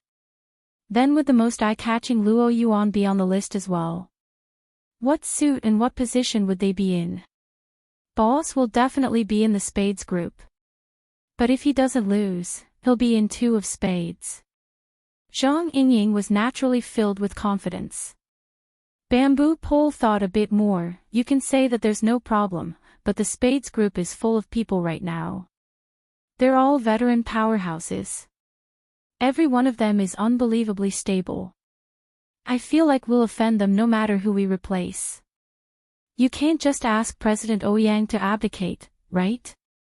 Fuck. Maybe that blood demon fellow will dare to make the decision for someone else. He can't wait to see Xia City in chaos and have some fun for him to see. What about Boss Luo? And that Mr. Mo from Banqing? So insincere.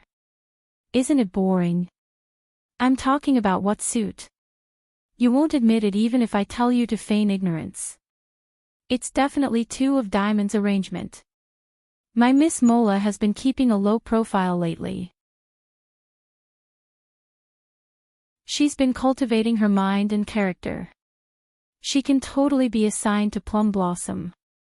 Bamboo Pole suddenly asked a question. Then how many cards do you think the sincere and smart Mr. Blood Demon will arrange for Boss Luo? The more Luo Nan understood the world, the more he felt that the twists and turns inside were far too complicated. Luo Nan gradually broke away from the chatting atmosphere of the group. He wasn't bored. He was just watching from the side. It was quite good. It was impossible for him to completely focus on chatting with others. The experiment at hand was always in progress. There was also the ever-increasing number of mutants following the yacht. They kept on expanding without end. In the end, they were still playing with fire. Meng Chong maintained a high level of vigilance from beginning to end. He paid attention to the roaring waves and the indistinct shadows of fierce figures. The mutants were all carnivores. In the surging and ceaseless biological chain of the ocean, everything was carried out in motion. Eating, resting, and even reproducing didn't conflict with temporarily following the yacht. If they were in the mood and were sick of eating meat, it wasn't impossible for them to flip this large toy on the surface of the ocean and pick and choose to eat some snacks. Moreover, there were too many tyrannical creatures gathered in a relatively small area. This in itself was harmful to their mental state. It was normal for their mood to continue to be irritable. Boss Luo, you're distracted again. What are you looking at? Luo Nan had forgotten that he was the focus of everyone's attention right now. This was especially true when he was still in video chat mode. A slight deviation of his attention would be exposed to everyone's eyes. There's a beauty next to him. Yingying is giving out a lot of benefits right now. Boss, you're hurting people's feelings like this. Bamboo Pole was always the type to talk about things like this. Get lost. Zhang Yingying turned the camera away in annoyance. She didn't let her overly cool outfit appear in front of others, but she didn't forget the current situation the yacht was facing. She followed Luo Nan's line of sight and turned the camera to the roaring and undulating sea. Right now, the density of marine life surrounding the yacht was so dense that even the gale and waves couldn't hide it. They could casually see scales, sharp fins, and other things that were completely different from the color of the sea. They came and went between the waves and bubbles. There were even streams of blood that were wrapped in the wind and waves as they slapped against the yacht. Fuck. Octopus subconsciously swiped a stupefied dog emoji. The honest guy is furious. Brother Papercut, your curse has come true. Should I take it back? Papercut really did take it a bit seriously.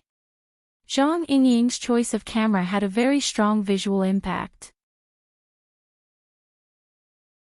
It felt like the lead gray waves of the ocean were a dense mass. It was hard to tell whether the waves were crashing against the yacht, or these sinister marine life forms were carrying the yacht and flying on the surface of the sea. It wasn't just them. Zhang Yingying, who had already been mentally prepared, was shocked. How long has it been? How come there are so many now?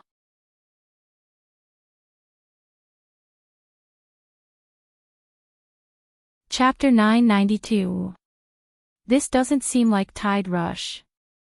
It's too purposeful.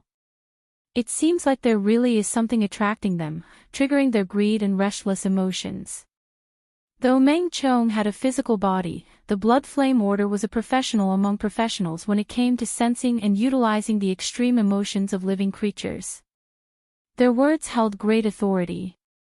Of course, in Meng Chong's mind, the greatest authority was right by his side. His gaze naturally turned to Luo Nan. Zhang Yingying saw this and suddenly came to a realization. Luo Nan, what the hell are you doing now? Luo Nan spread his hands. He didn't say anything, but he suddenly tilted his head.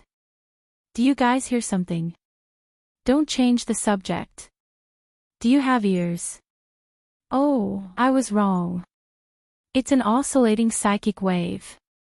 It seems to be a cry for help. A cry for help. Who? Is there a ship in distress nearby? Zhang Yingying really did communicate with the cockpit as she spoke. She turned around and spread her hands at Luo Nan. I already said it's a psychic wave. It's not an electric wave. How far can a psychic wave travel? Forget it. Pretend I didn't say anything. Zhang Yingying had no way of refuting a master of mental senses who had redefined the structure of the mental domain. She didn't want to pester endlessly, so she could only discuss the matter as it stood. Which location? There are only so many people in the inner world. Maybe they know each other. I'll help them if I can. Luo Nan pointed at the deck. A ship? An ocean yacht murder case? The guys in the group never expected something like this to happen. Their excitement rose to their heads, and their imaginations couldn't be shut. Zhang Yingying couldn't help but roll her eyes. Hey, in order to go out to sea with Yuan Luo, we set out in light gear. There are only a few people on the yacht. Other than the front deck, they're in the cockpit. When we get back, we even have to fish and cook dinner on the spot. Murder. Murder my ass. Bamboo pole was more reliable. You mean under the ship, in the ocean? Cat Eyes, who had been silent all this time, suddenly said, maybe they're already in the belly of a big fish. Needless to say, it wasn't impossible. Not to mention the undulating sea surface that had a height difference of over 10 meters, even if the surrounding sea was densely packed with marine life, only 10 to 20% of them were mutants. It would be a fatal danger if one were to fall inside. Zhang Yingying knew her own limits. Just by looking at the situation, she knew that if she fell down, she could only scream for help. She saw that Luo Nan's mind was a bit erratic. Perhaps he was still trying to capture the exact source of the psychic wave, but she was not surprised. She turned her gaze to look at Meng Chong. Lao Meng. Zhang Yingying's deliberate closeness wasn't the main point. The main point was her intimate relationship with Luo Nan. So, Meng Chong bowed slightly and was very polite. The qi dynamic in the sea is chaotic, and extreme emotions are mixed together. I can't control the details better than you, so I really didn't sense it. However, if there really was such a spiritual wave, being able to keep up with the high-speed cruise ship and transmit it in such a noisy environment, it must have a certain level of strength and should also have an outstanding disguise method. If that's the case, I could have just taken advantage of the chaos to escape. Yet, I ended up in a situation where I had to ask for help. It's either that I ran out of energy and couldn't maintain my disguise for a long time, or that I've been locked onto by someone stronger. If it's the former, the other party should do their best to approach the yacht and attract our attention. If it's the latter, I can basically confirm that this is a conflict on the B rank level. There are a few B rank mutants in the surroundings, but there aren't many. There are even fewer areas of conflict. Meng Chong's way of thinking was quite rigorous, but there were still a few B rank mutants. Zhang Yingying rolled her eyes again. But in this large ecosystem of the sea, Meng Chong's description was completely correct. This was especially true around T-City, the most important hunting ground for marine mutants in the world. So, was there a conclusion? Zhang Yingying looked at Luo Nan once more, but Luo Nan still didn't speak. Not only that, but his gaze was oddly cast towards the sky. It really was confusing. On the contrary, Meng Chong hesitated for a few seconds before his gaze turned to a certain location on the starboard side of the front deck. Zhang Yingying was very quick-witted. Her gaze and the camera followed at the same time. She showed great mercy and gave her friends in Xia City a live broadcast. The timing was just right. Only a second or two passed before a dark green shadow suddenly appeared on the side of the ship. It leaped out at a speed far exceeding that of most marine life forms. Under the dusky sky and sea, its body seemed to have been smeared with a layer of fluorescent substance. It was extremely conspicuous. However, everyone could more or less see that this was a natural radiation phenomenon when its spiritual power was fully unleashed. It clearly couldn't hide any longer and fled with all its might. What was that? The fluorescent light reflected a silhouette. It was malevolent and ugly to the point of stupefaction. It was like an extremely large spider covered in muscles. It stuck close to the surface of the sea and floated past with a whooshing sound. A water spider. Speaking of which, I saw a bull's head. Was it an illusion? With the current transmission speed of the satellite network, a relatively smooth image could still be seen. But once it entered the high-speed range, it would be so blurry that even one's own mother wouldn't be able to recognize it. Before the group of people in the group could struggle out of the low-quality image, a long gray shadow leaped out. The surging water around its body was like a high-speed water blade. It hummed and hissed, beheading countless shoals of fish in its path. A few muffled sounds of metal rubbing against metal could be heard in the middle.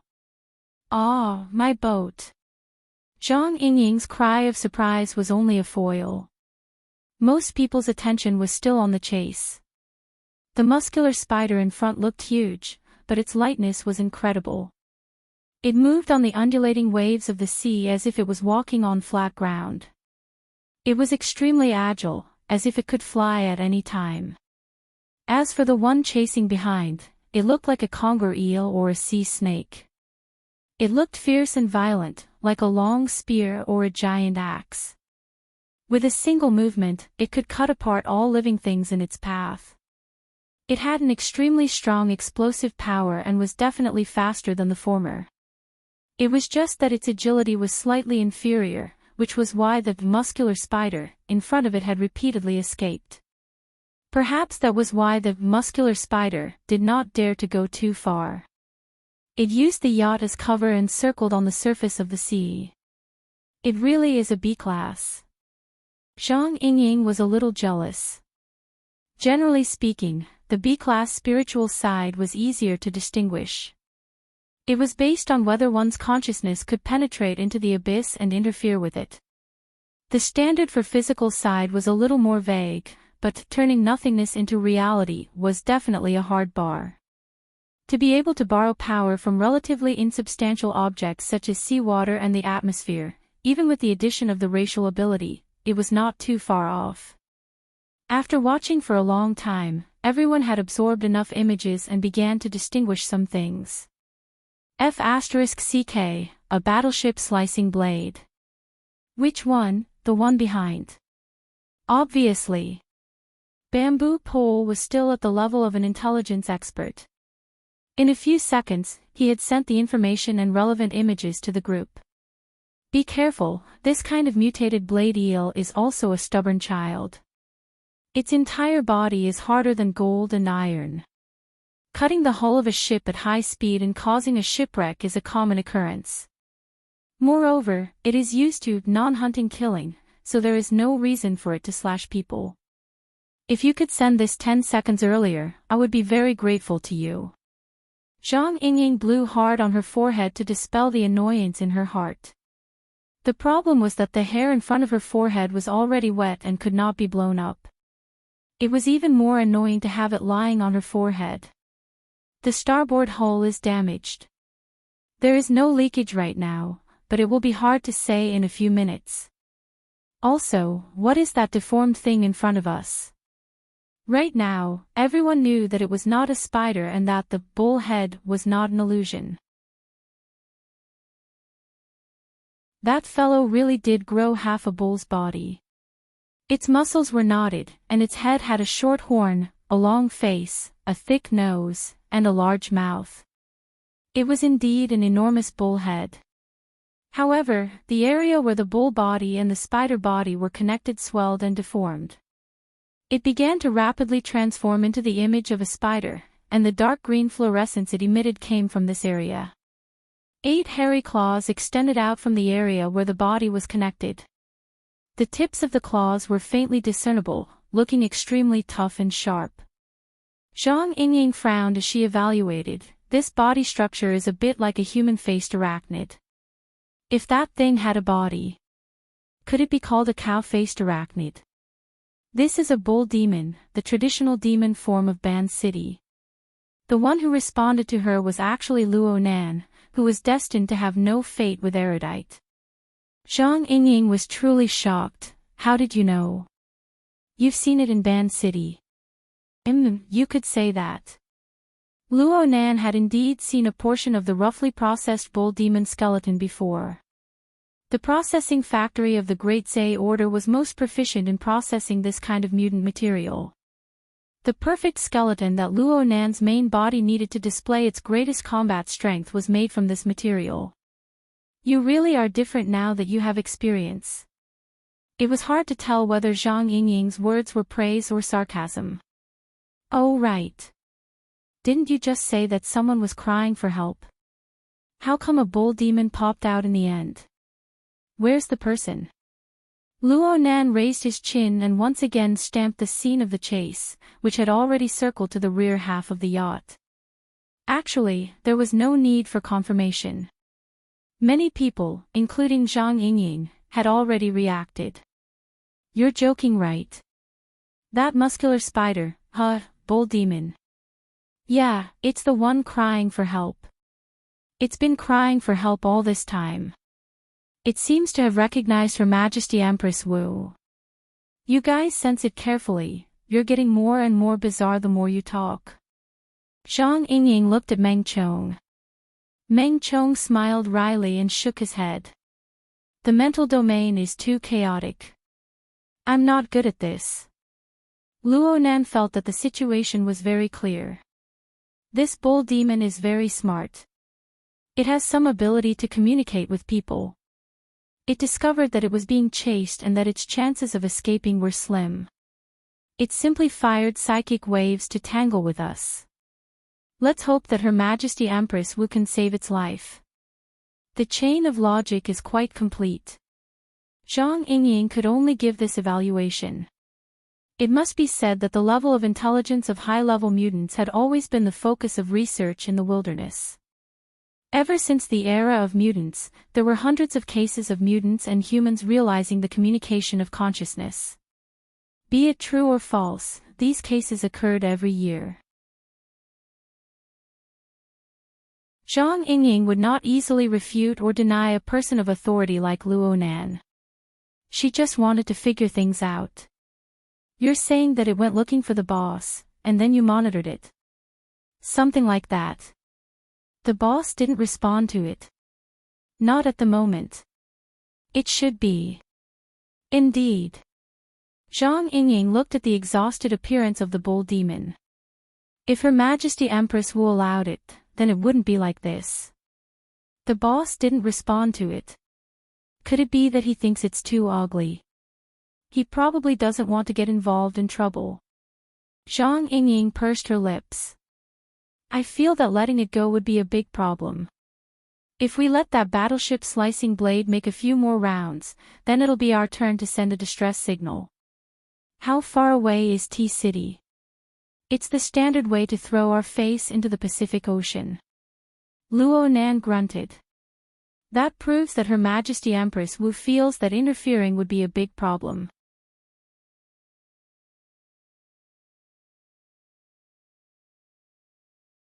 Chapter 993. Zhang Yingying was startled. What do you mean? Luo Nan's gaze drifted erratically between the sea and the sky. What I mean is that we might have been targeted. At the very least, that ox demon has certainly been targeted by something. Of course, I'm not talking about that battleship slicing blade. It's not the battleship slicing saber.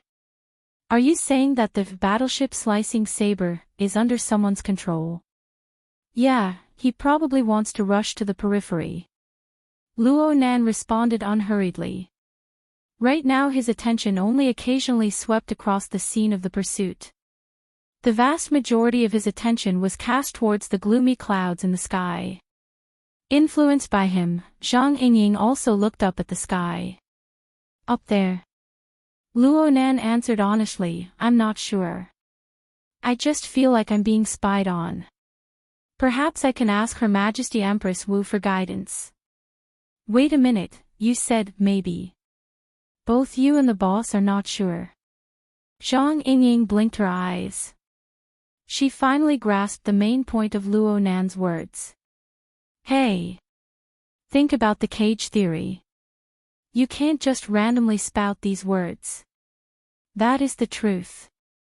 Luo Nan extended his hand and water vapor condensed on his fingertips. It seemed that he wanted to write something, but in the end, he dispersed it. Contact is a violation. It's one-sided. The other party has done it quite brilliantly. Zhang Yingying opened her mouth again, but before she could say anything, several messages had already exploded in the group. Not only did they come at the same time, but the content was also surprisingly consistent. Extraordinary. No way. Zhang Yingying couldn't accept it. According to the explanation of Luo Nan's prison theory, being able to exert unilateral monitoring on the mental plane proved that one possessed a clear advantage in the depth and breadth of mental senses. And who was the one being monitored? Luo Nan, the world-renowned master of mental senses. He was suspected to be an extraordinary. Her Majesty Empress Wu was a genuine extraordinary. To be able to make the two of them feel that it was troublesome and that they couldn't find the source of the problem, they could only look for an opponent at the extraordinary level. Not only was he an extraordinary, but he was also a master of the mental side, which was beyond imagination. It's not that exaggerated. Luo Nan knew that Zhang Yingying and the others were overthinking things. He explained a bit more, the opponent's senses aren't direct.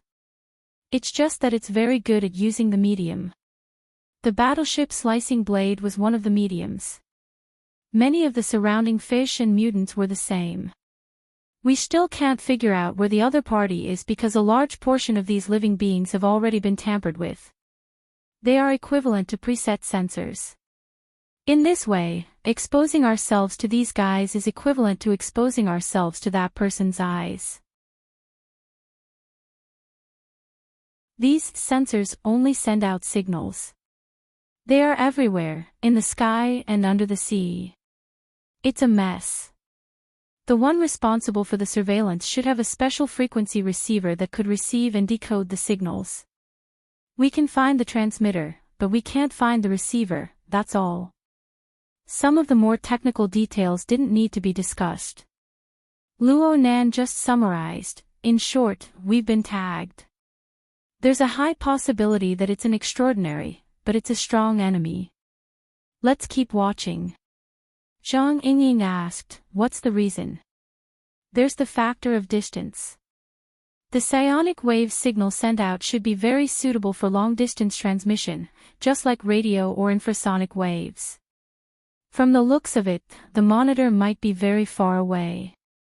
In addition, I feel that if they really have bad intentions towards us, they wouldn't have exposed themselves just because of a cow ghost. If it weren't for the battleship slicing blade receiving a clear command to pursue, it would be very hard for me to detect the fishy nature of these mutants. Unfortunately, the command was very short. It was only for a moment. By the time I reacted, it would be hard for me to pursue them. Zhang Yingying still wanted to get to the bottom of things. In the end, what kind of trick is this? It's similar to a transformation of a prosthetic. It's quite complicated to explain in detail. To put it simply, it's like inserting an antenna. Wouldn't it be more intuitive to say that it's a parasite? The phenomenon of parasites is quite common in the ocean. Zhang Yingying seemed to understand, but she didn't. You're saying that the other side is using some sort of parasite to achieve the purpose of receiving and sending signals. My God, what do you think? Luo Nan shrugged, I'll just observe more. Plus, this is just a preliminary result. I feel like this is the case. I'll have to follow up and observe the specifics. I'll tell you later. No need. No need. Zhang Yingying waved her hand over and over again. It was a bit difficult for the others to sort out clear clues from Luo Nan's words. Comparatively speaking, it was easier for them to open their minds. It can't really be that, right? Papercut began to brood over his own words. He grew more and more unwilling to speak. How could there be such a coincidence? Didn't you just say that Diamond K is mainly active in the South Pacific? Nanster has been heading north ever since he left D-City. The routes have been staggered. The more Octopus put forth his arguments, the more guilty he gave others. Diamond K, Poseidon. Luo Nan had heard of this legendary mutant before. However, he was influenced by ancient myths and unconsciously thought of this fellow as a human. Now that he recalled the relevant information, he was actually unable to recall a more concrete image. He asked Meng Chong, who was beside him, what species did Poseidon mutate from? A whale? There's no specific image. This statement was more or less outside of Luo Nan's expectations. No. Meng Chong nodded slightly, yes. Legend has it that when Poseidon appears, there will always be gales and huge waves in the ocean. Large amounts of marine life are the precursors. He is one with the ocean. He is extremely mysterious. Meng Chong looked at the ocean when he spoke to this point. He was suddenly unable to continue speaking. A series of dull or dark emojis were sent in the group. Zhang Yingying glared at him, Old Meng, you're doing this on purpose. Meng Chong lowered his eyelids, that's what the relevant information says.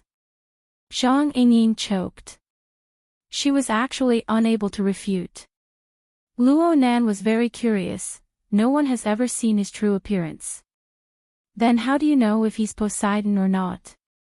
If someone wants to kill someone and steal their goods, they can just use a storm to push the blame onto him. Isn't that a bit too easy? The truth is that it's very easy to confuse. It's said that within the small circle of extraordinaries, there are ways to distinguish if someone is Poseidon or not. However, there are also people who are very good at using this method. For example, Nick, the most vicious and evil pirate extraordinaire. It's said that he used Poseidon's name to do many priceless transactions. I think I've heard of this person before, but for an extraordinaire to be a pirate. Zhang Yingying sneered, it's because he did too many shitty things on shore, causing everyone to join forces to hunt him down. He could only hide in the ocean. Don't stray from the topic. Don't stray from the topic. Isn't talking about Poseidon straying from the topic? I really want to run a bit.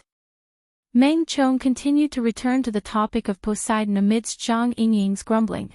Because of Poseidon's mysterious characteristics, a kind of worship has developed in T-City, Tu-City, and other ocean cities. A few small mysterious orders have formed, and they revere him as the will of the ocean. Most of them are fragmented and unsystematic. But even under these circumstances, some rituals are effective, and they are quite consistent. With this evidence, we can basically be certain that there is some sort of extraordinary power watching the past in the domain of orders. I'm sorry. This is too anthropomorphic.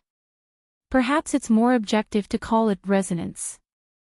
Luo Nan keenly grasped the strand of meaning within Meng Chong's words. you're comparing the will of the ocean and the will of the blood flame. Meng Chong hesitated for a moment, but he still said, the personification of faith has never been what we want. Luo Nan nodded. The vast majority of the world doesn't change based on people's desires. However, in a place as small as Earth, I also feel that it's very tasteless to call oneself a god. Everyone could hear that Luo Nan's words had stirred something, but no one could guess the specific trigger. Whether it was the front deck or the group of friends, no one responded for a time. In the end, Luo Nan laughed. Since you're not sure which one it is, then don't put your mind into pondering over the most troublesome part. Poseidon certainly isn't the only extraordinaire level mutant in the Pacific Ocean, right? That's true. Just the South Pacific alone is a bit more active. You can put together a table of mahjong. I won't play mahjong with them today.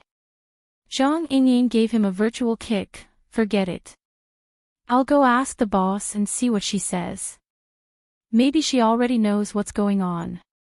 Meng Chong spoke at practically the same time. Mister, it won't be easy to disperse the shoals of fish and mutants that have followed us. But it's best to specially deal with that cow ghost. What Meng Chong said was a prudent argument.